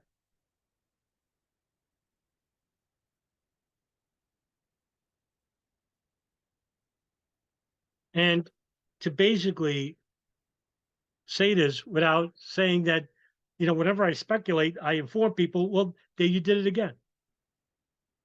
You did it again. And that's from Dr. Ayman al-Zawahiri, the number 2 in Al-Qaeda. So I guess, according to you, either he's lying or he's in on it. Was essentially, he was one of their assets, one of the people they could turn to for help if they had questions. If they wanted somebody recruited, if they wanted somebody sent somewhere, if they wanted information, if they wanted something done, they went to bin Laden. See, I don't know.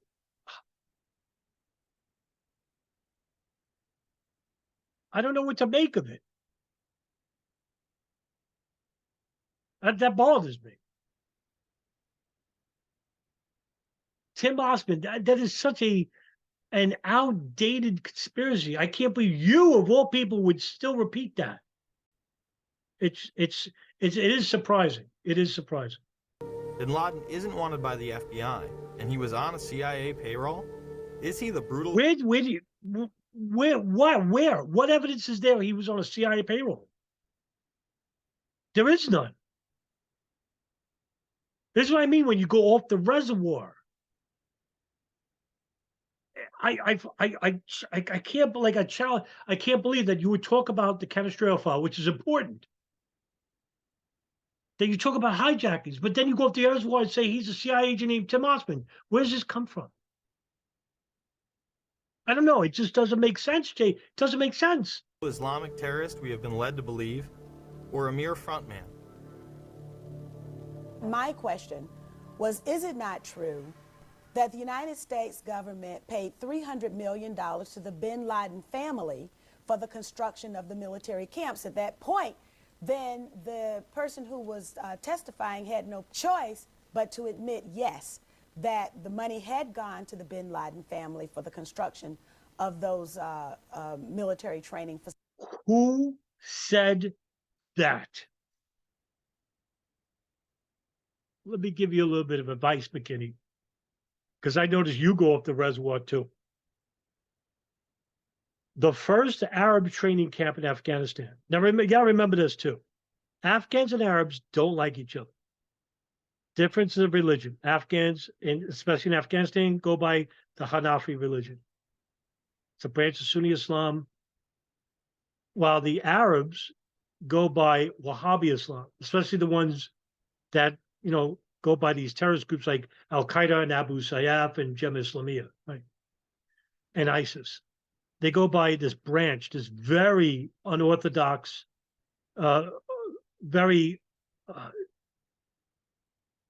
outside the lines religion that was created by a nomad named Muhammad ibn al-Wahhab, who was basically influenced by a Hadith scholar, not a Quranic scholar, a Hadith scholar named Ibn Taymiyyah.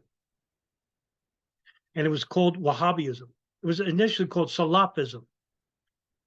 And then when Muhammad ibn al-Wahhab took the tenets of Ibn Taymiyyah and basically wanted to bring back Islam to the third generations of the Prophet Muhammad, he created his own religion called Wahhabism.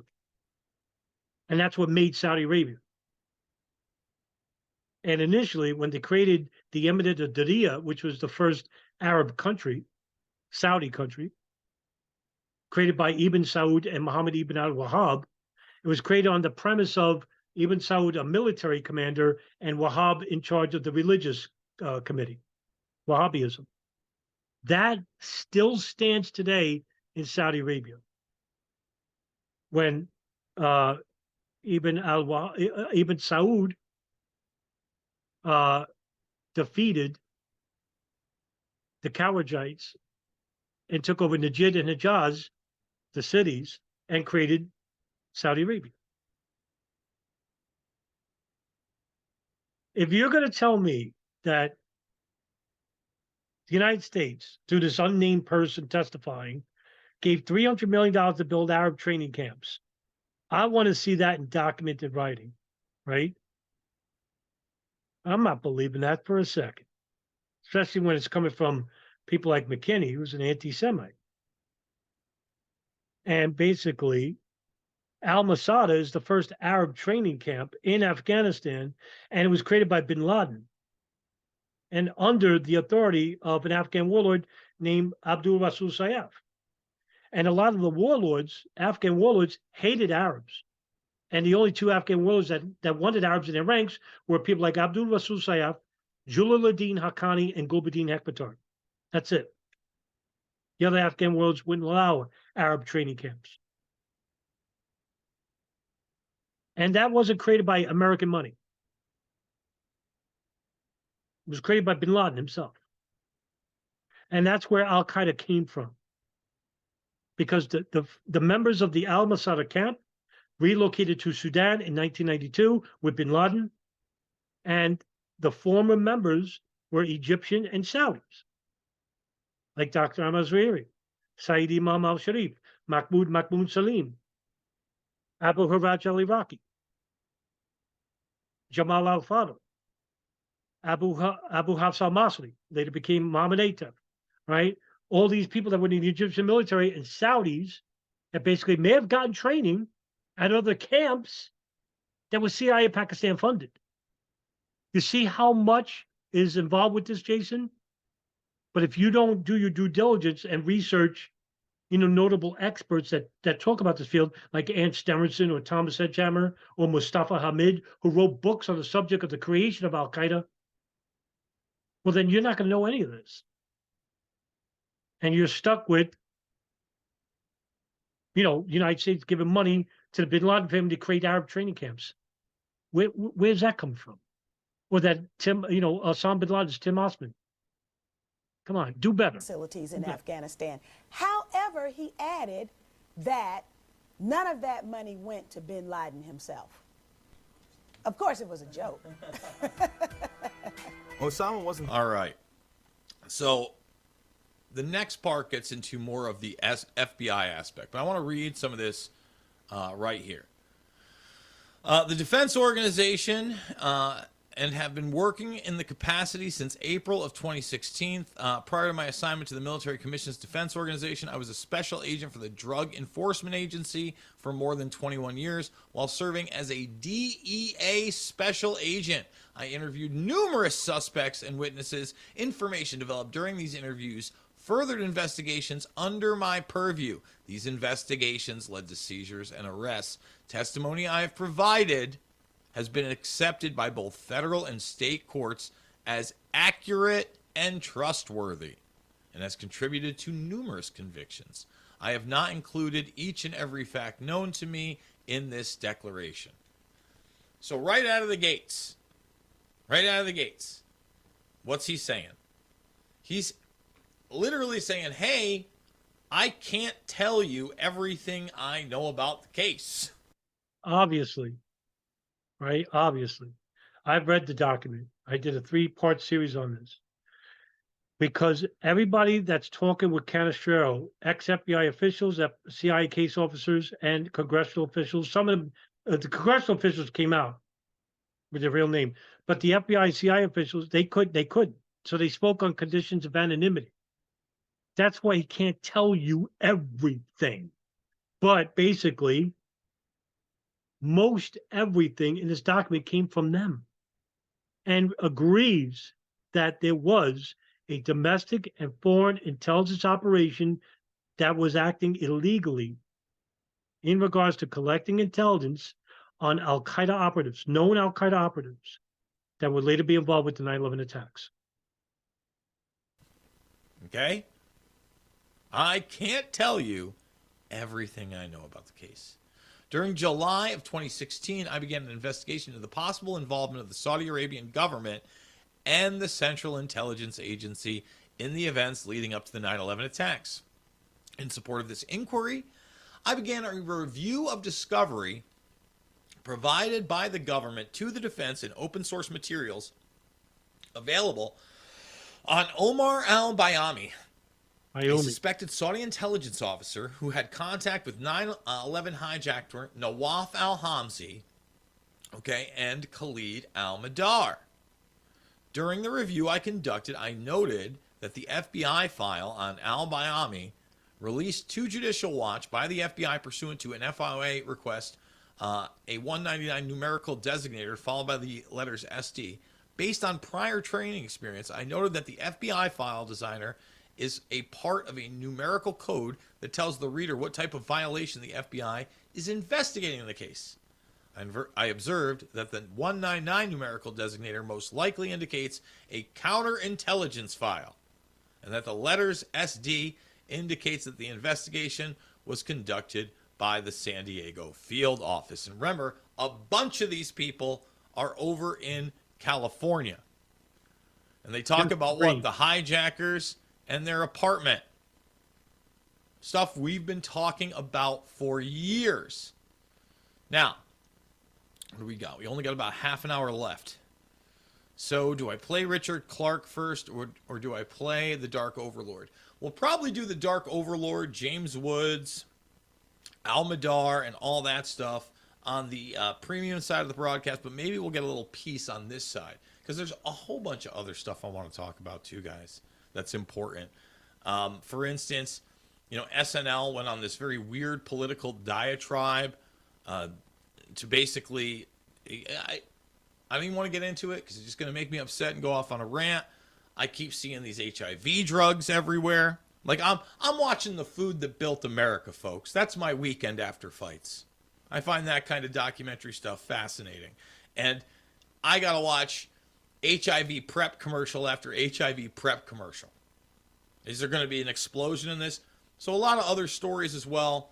Hopefully we're going to cover the vast majority of those on the other side. But this is just too important. So I guess we're going to go to this clip of Richard Clarke being interviewed by these two guys. I had no idea this video existed. It was after I posted. Which is a crime itself. I remember I told you that you're going to break my heart, right? These two guys, Ray Noloshilsky and John Duffy, who wrote a book called The Watchdogs Didn't Bark, who helped direct the film 9/11 Press for Truth that you mentioned over the years, and you have no idea who these guys are. They're probably two of the best 9/11 researchers I've ever come across. And I don't reference much people, but I heavily reference them. I think they're two of the very best we've ever had in the 9/11 truth movement ever. And I don't use that lightly. There are very few people I would ever reference. This is the real crime of 9/11. One of them is that I can only name you a handful of people that can talk with any authority on 9/11. Ray Noloshilsky and John Duffy certainly can. I consider them preeminent experts in the same field as Paul Thompson, Kevin Fenton, Nelson Martins. Very few people.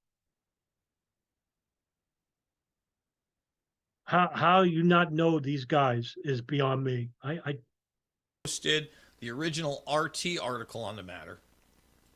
Okay, that somebody else put that out there, and that's how I found really the Florida Bulldog story that started it all by Dan Christensen, and it's a must read, even if you're familiar. It's a must read. Agreed. To understand how I'm glad Jason is really doing this video. This video is a critique video, right? I just wanted to add my thoughts to it. Yeah, I made some critiques in the video, but I also want to give him credit, a lot of credit, for covering this. And I think that's the big takeaway here today, right? I don't want people going back to Jason Bermas and say, hey, Jay, you got this wrong. You got no, right? I want people to give him credit for bringing this up, because this document is probably the most important document we've had in 15, 20 years. It shows government and intelligence criminality before 9/11 and after 9/11 by the FBI covering up for the Saudis, right? So, I mean, goodness gracious, folks, how people are not covering this story is beyond me, but Jason Bermas did. And he deserves a ton of credit. I can't thank him enough for doing it. I really can't. Did his due diligence, no matter, save the details, Tim Osman, drones, whatever. Most important thing that we could take away from Jason Berman's video is he covered this document. And he deserves a hell of a lot. CIA and the FBI, yeah, there are certain parts of it that are going to work together. And you may even have, I would say, the FBI infiltrated by actual CIA officers, whether their assets are on the books or not, in a lot of places.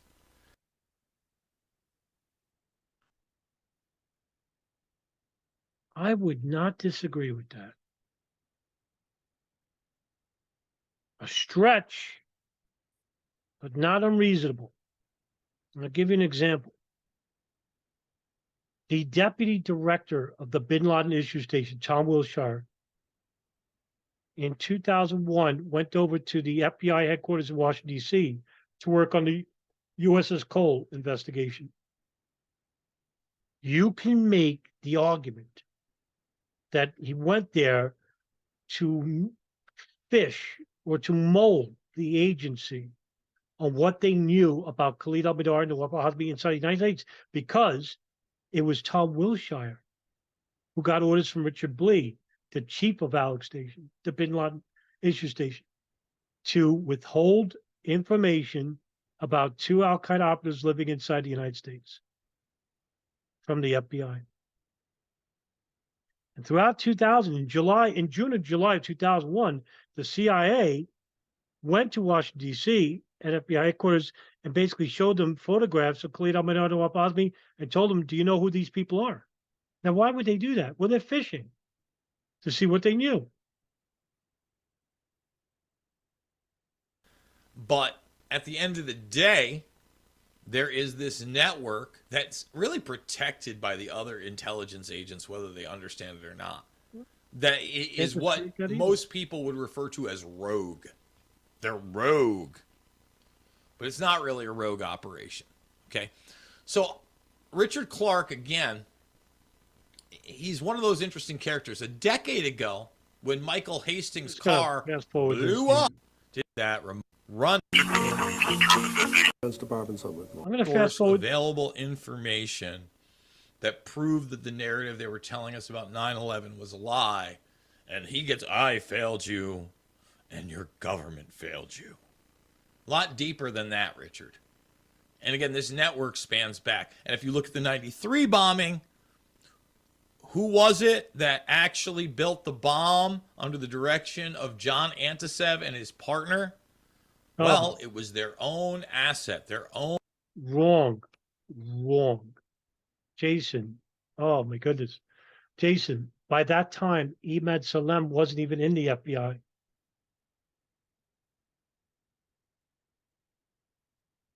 And I covered this in a podcast I'm doing 2-part. This week I'm doing part 2. Right? So here's the story. Ahmad Salem visited El Sayed Nosser, who's in jail on a gun charge that was used in the murder of a radical Jewish leader named Rabbi Meir Kahane, who was the founder of the Jewish Task Force, the Jewish Defense League, which is a Zionist radical terrorist group. And El Said Nosser, who's an Egyptian, killed Rabbi Meir Kahane in a hotel, Marriott, I think, in Lower Manhattan. He wasn't found guilty of murder. He was found not guilty. He was actually convicted on the gun charge, and he was in Attica prison or Sing Sing, one of those prisons.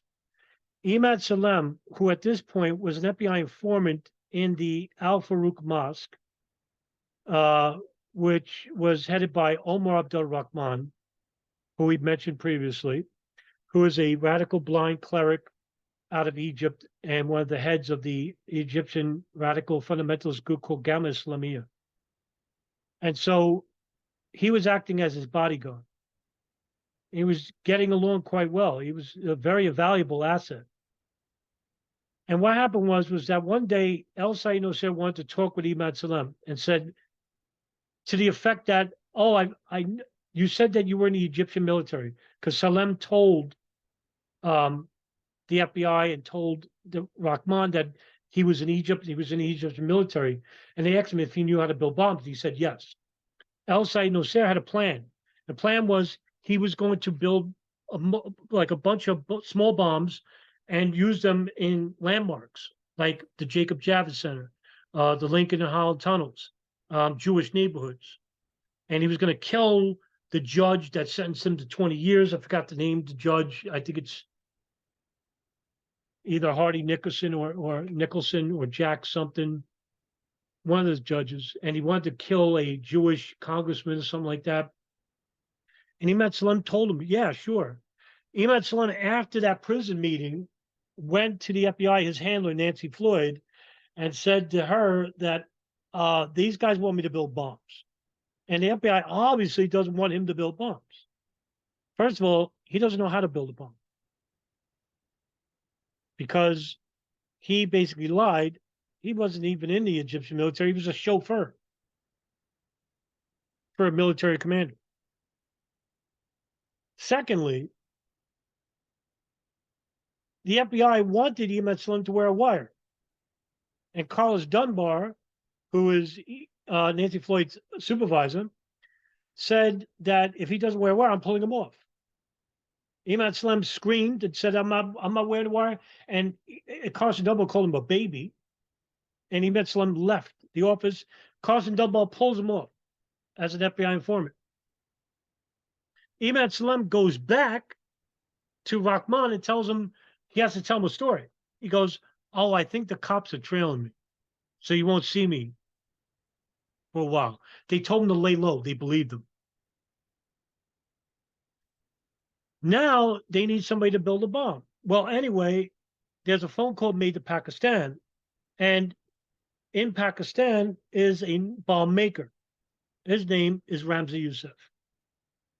Youssef comes to the United States in 1992. I think it's December. He goes to the Al Farouk Mosque. He goes and meets with Rahman at the Al Masjid in Jersey City, New Jersey. And Rahman tells him about a bigger plot that only him and Rahman know, and that's the bombing of the World Trade Center. Ramzi Youssef orders ingredients to this warehouse in New Jersey called Space Needle or something like that. And they rent this warehouse and they get all these ingredients like nitroglycerin, urea nitrate, fertilizer, fuses. And that's who built the bomb. The bombs that were being made by Imad Salem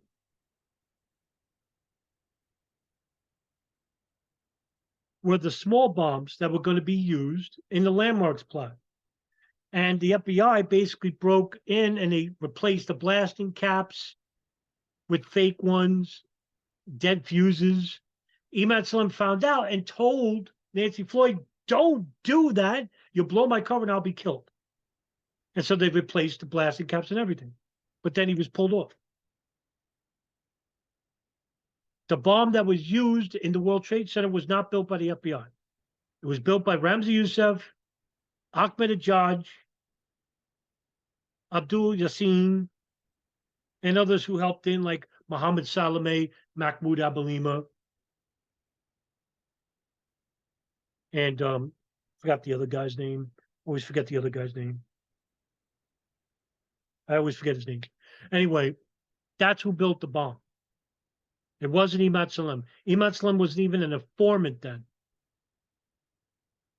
So this, I hear this from time to time again, even from skeptics from 9/11. But you should know better. The FBI didn't build the bomb the World Trade Center. That's ridiculous. And it's not true. Own informant, Ahmed Salam, their own private Egyptian army officer that had come over to the United States and was working at a hotel. So this idea of sources on the inside, especially Central Intelligence Agency sources and the bin Laden network, I'm skeptical. And by the way, when he started recording the FBI, he did that when he came back to the FBI after the World Trade Center was bombed. And they actually told him, you don't have to wear a wire. You'll get a payment of $1 million, because they were paying $500 the first time around. We'll give you $1 million. He goes back, acts informed, but because he got screwed over the first time, he started recording these people the second time around. So that recording you hear with John Antiseb, Ahmed Salem, that's the second time around after the World Trade Center bomb. I'm very skeptical because it seems like that network was around for some time. Followed. Al Qaeda wasn't even involved with the World Trade Center in 1993. Although there are some experts that claim that they're part of Al Qaeda. When you join Al Qaeda, you have to swear bayat, which is loyalty, Arabic for loyalty, bayat, to bin Laden. That's a prerequisite. You have to sign some documents and documents about who you are, your expertise, training, and stuff like that, right? And they put you in a different committee because Al Qaeda has different committees. They have a military committee, a media committee, a shura committee, which is a religious committee, a widows and wives committee. All these different committees, right? They have. So they put you in a specific committee to see what your skill set matches with. That's how Al Qaeda is met. It was built in the same fashion as the Maktab al-Khidmat, which was the Afghan Services Bureau, was built, and that was created by Abdullah Nas, Abdullah Yusuf Azam, and later bin Laden. And bin Laden took that idea of the Maktab al-Khidmat and implemented Al Qaeda with it, right? Through this al-Masada camp. So this whole idea that Al Qaeda has been around, well, they've been around since 1987. It's alleged through the Harmony documents, which is the Tariq Osama and Tariq al-Musqadat. It's in Arabic. I've got some that are transcribed from the English. And these are all the documents that were held in 1987 when the founding members of the al-Masada camp found Al Qaeda. Al Qaeda meaning the base, right? The base, meaning al-Masada training base. All of the information about Al Qaeda in microscopic detail. He read raw intelligence reports. We could probably. Can we get maybe the Tuckin? Yeah, By well, the way, Follow. Yeah, I was going to fast forward this, but that would. They only follow Almadar al-Hazmi and bin Attash out of the meeting. And again, they call them the lead hijackers. They're always the lead. Because at the time, Jason, Khalid al-Mihdhar and Nawaf al-Hazmi were to be the primary pilots of Flight 77. And that they were supposed to go to flight school in San Diego, set up by Omar al-Bayoumi. But these guys were so lazy, they didn't go to English classes, and you have to know English to go to these flight schools, and they didn't bother to basically go anymore to the English classes, and so they didn't go to the flight school. And they were replaced with Hani Hanjour later. So they were considered a lead hijacker. And these are the ones that especially look like they're part of intelligence or protected by intelligence. By the way, almost 500 people watching, which isn't bad in the morning, guys. Can we get 200 thumbs up? Can we get this one out there? Can we get maybe the Tuckins to cover this one? Hey, Tuckins, you think you might be able to do a special on this? You're getting better, bro. You let in fact, that's another video I should have played. Maybe I'll play it tomorrow if we have time. You had Bryce Mitchell on there from the UFC talking about one world government and the new world. And it's not as I originally thought, which was that one lowly CIA analyst got this information and didn't somehow recognize the significance of it. No, 50 CIA personnel knew about this. Hear that? You hear that? Yeah. 55, not one analyst, not, oh, we missed it. Within the agency, that many, all right, there are going to be people within the network, okay, that not only are knowledgeable about it, but at the upper echelons, they're running it. That's why when this information is out there, all of a sudden it's being suppressed. You understand the way they update us at the White House is every morning I come in, I turn on my computer, and I get 100, 150 CIA reports. I'm not relying on somebody calling me and telling me things. You have to intentionally stop it. You have to intervene and say, no, I don't want that report to go. And I never got a report to that effect. See that? So in other words, it's directed that we have to shield this from anybody that might make a decision we don't like. If there was So a let me decision- explain, right? For those, because he's speaking in vague terminology here. There was a cable that came in from Malaysia that said that Khalid al-Mihdhar Nawaf al-Hazmi, I'm sorry, from Bangkok, that said that there's two men, Khalid al-Mihdhar Nawaf al-Hazmi, they're coming to the United States and they have dual U.S. visas. This came from, one story is that the CIA broke into a hotel room and took photographs of their passports. There's other stories out there, but I chose that one. So, but what we do know is that that information was faxed to the Bin Laden issue station, Alex Station. CIA knew about this information. Now, the FBI, who were working with the CIA in this issue station, Doug Miller, read this cable and saw that these two guys who are known Al-Qaeda operatives come to the United States. He decides to draft up a report, but he has to get approval because he's using CIA information.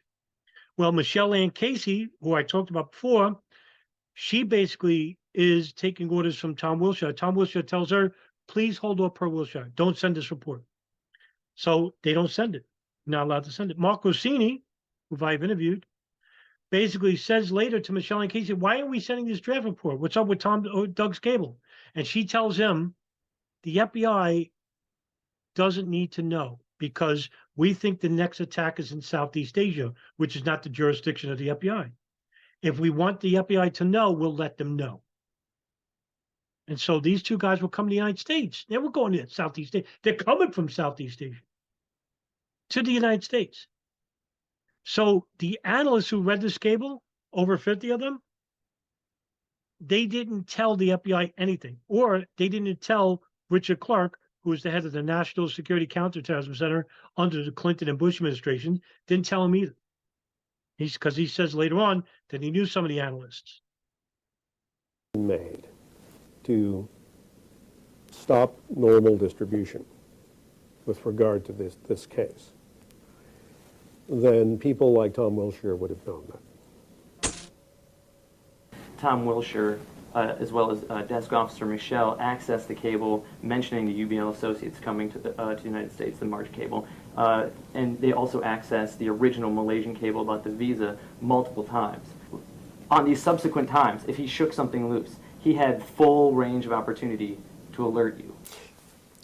He did, but he wouldn't have to, because unless somebody intervened to stop the normal automatic distribution, I would automatically get it. For me, to this day, it is inexplicable why when I had every other detail about everything related to terrorism that the director didn't tell me, that the director of the Counterterrorism Center didn't tell me. So Tenet didn't tell him? George Tenet is kind of, where's George Tenet? You never hear about most of the boogeymen in the Bush administration. A lot of them kept a low profile after the fact, didn't they? Don't hear a lot of Condoleezza with the cheesa. You don't hear about Rice. You don't hear about Tenet. You don't know what Cheney's up to, except for his daughter. That the other 48 people in CIA who knew about it never mentioned it to me or anyone in my staff in a period of over 12 months. They were stopped from getting to you and stopped from getting to the White House then. And at the same time, again, the CIA is being called by Deborah Albritton. They're at U.S. military bases. James Woods is filing reports, and we're going to show you that, and we're going to show you names, and we're going to show you that the FBI was confirming it, that a dry run hijacking involving Al-Madar, I believe, of Flight 11 took place in August prior to the attacks. So they're dry running. They're getting the CIA called on them. They're coming from basically CIA consulates. They're being funded, that we know about, not only through the Saudis, but Pakistani intelligence, and they're being shadowed by a network of Israelis. All in fabled enemies, all without a doubt, all provable. No. And stop from getting to the FBI. There's some stuff you said here today that's not provable. And I mentioned them before. We therefore conclude that there was a high-level decision in the CIA ordering people not to share that information. How high level? I would think it would have to be made by the director. Right there, he accuses Tenet of prior knowledge. I mean, No. God. He's accusing Tenet of ordering the order of not sharing intelligence regarding Khalid al-Mihdhar and Nawaf al-Hazmi inside the United States. That's it. That's the gist of it. Not prior knowledge of 9/11. Just, I mean, that he would have to be aware. And look, to the extent Tenet knew anything, it's tough, man, because I feel like they put yes men in these directors' positions. Some of them are very cunning. All right? Some very cunning.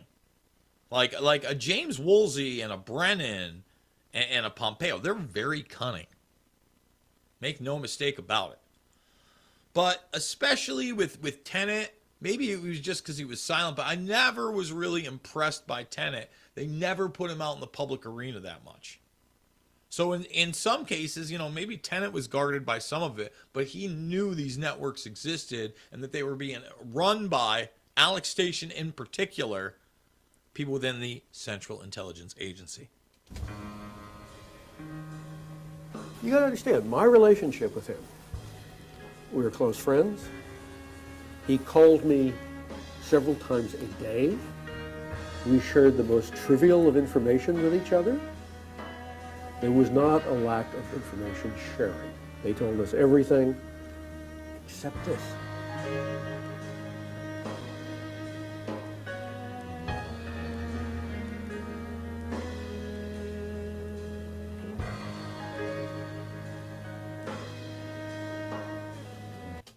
So everybody also at the end of the day wants to cover their own arnists.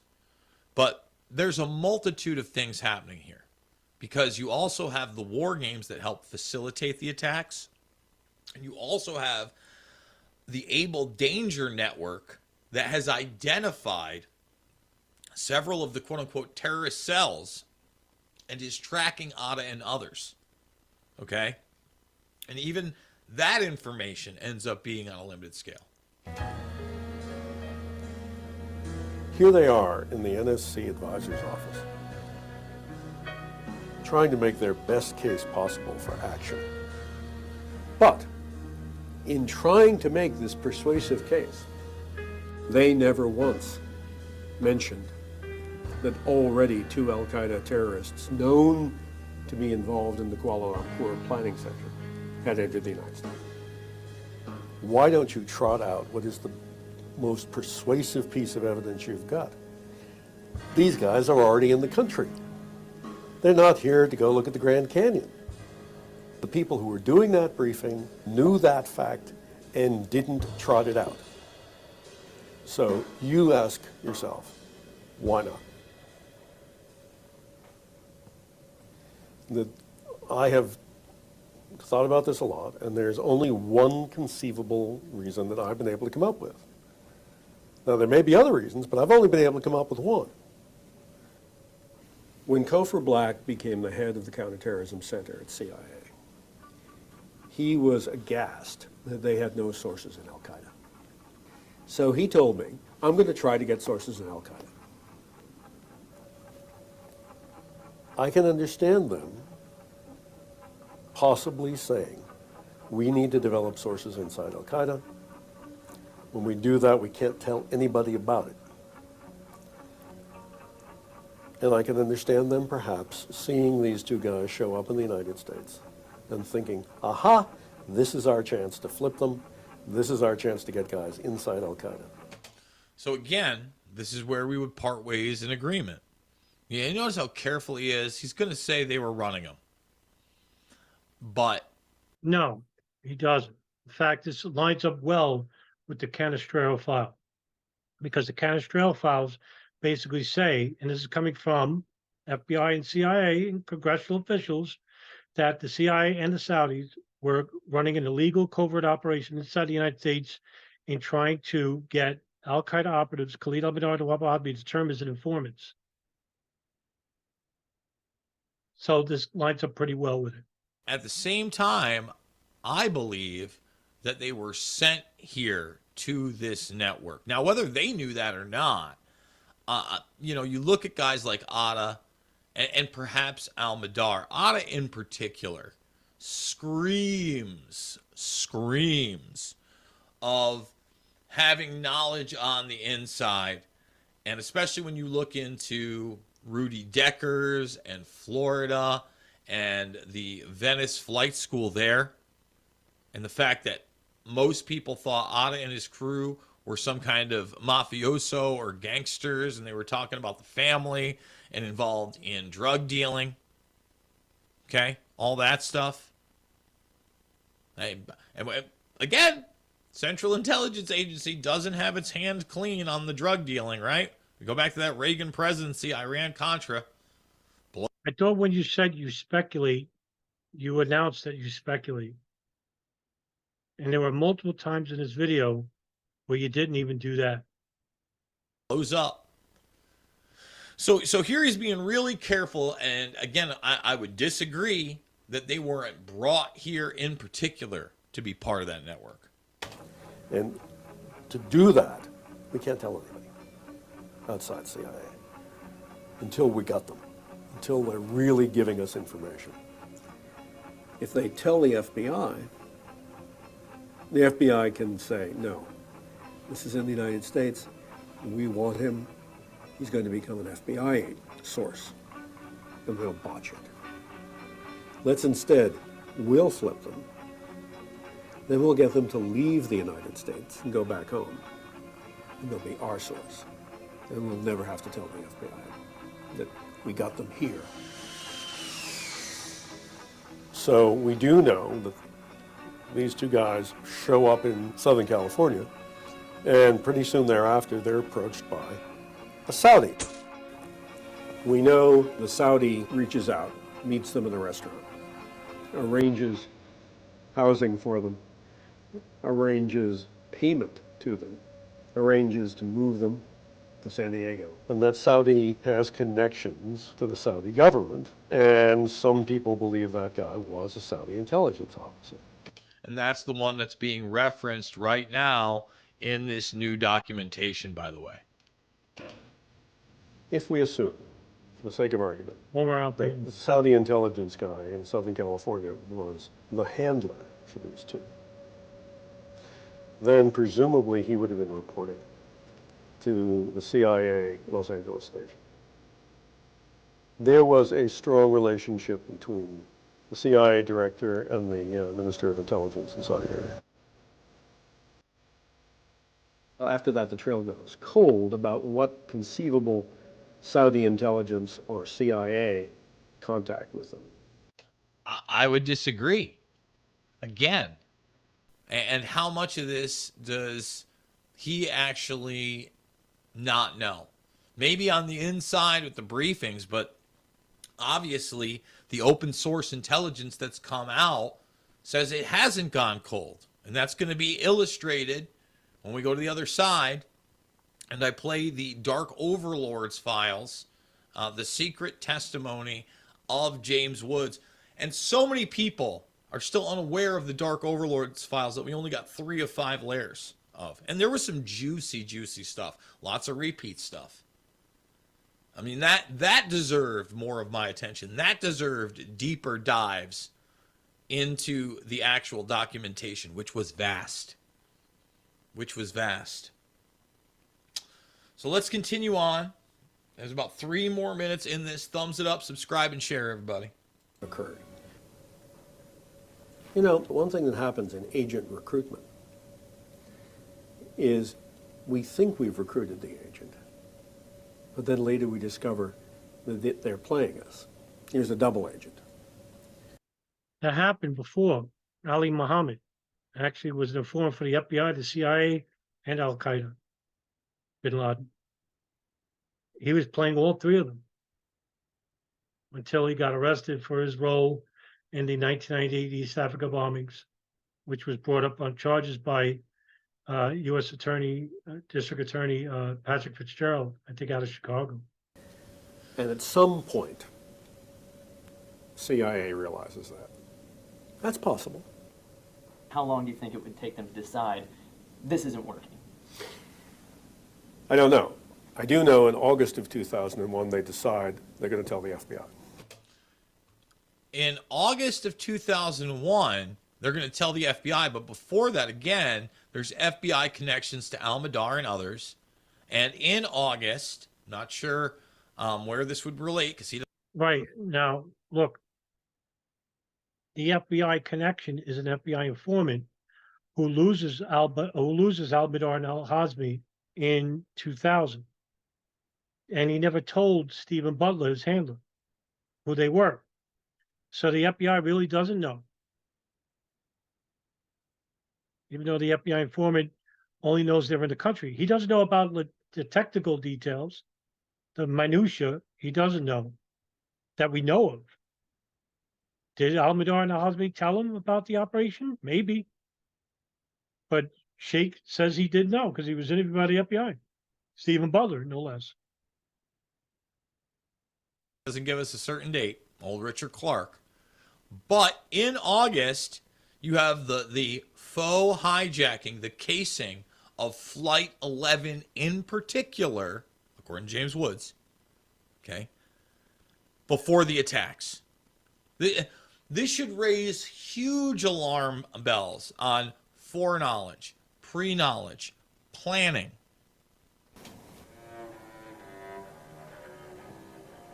And there's no obvious reason in the record why for 15, 16 months they decide not to tell the FBI, and then one day they wake up and say they're going to tell the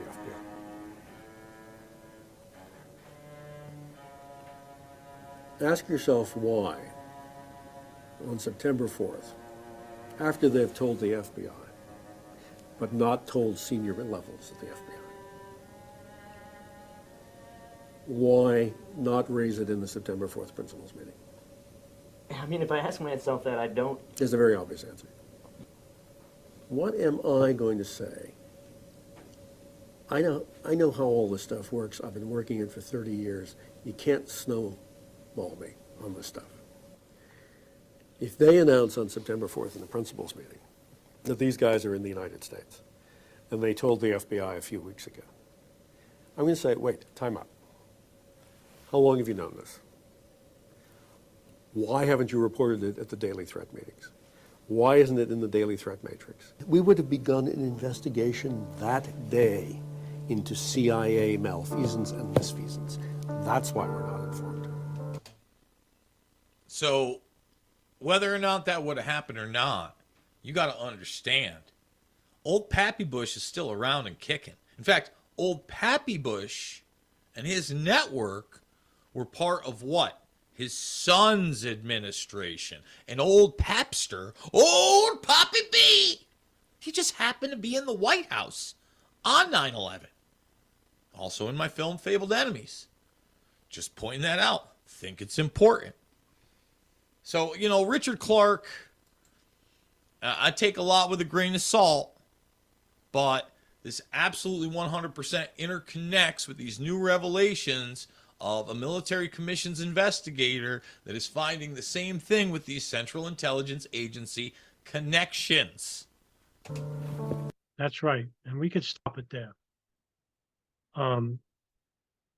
Yeah, we can. In fact, you don't have to take Richard Clarke with a huge grain of salt, because a lot of what he said in that interview with Rain Loshilsky and John Duffy actually is revealed in the Canestraro files from the Office of Military Commissions. And who knows what other documents are hidden from us, information that's hidden from us, maybe for the next 30, 40 years. That's why they classify them that long, because everyone will be dead by then. But yeah, Jason Bermas, a lot of credit for talking about the Canestraro files. Finally, we got somebody to talk about them. We have Russia Today, we had Gray Zone, a couple of others that brought it up. Even the Mises Caucus actually did a long thread on Twitter, but not surprised that the legacy media didn't touch it and stuff. But Jason, I mean, there was some things you said today that just, as I still have hope for you, I don't treat you like the others, like Bolin and Roth and Jim Fetzer and Alex Jones. I think they're lost causes. I don't think you're a lost cause. I think you're right there. There's a lot of things that you say I agree with, and a lot of things you say which are historical fact. But then, you know, you go off the reservoir with drones and Tim Osman, just doesn't make sense. But my big takeaway is to thank you for bringing up the Canestraro files. You deserve a lot of credit for it. And so I could end the video there, and hopefully he sees the video and stuff, and I hope you have a good night. See you in the next video.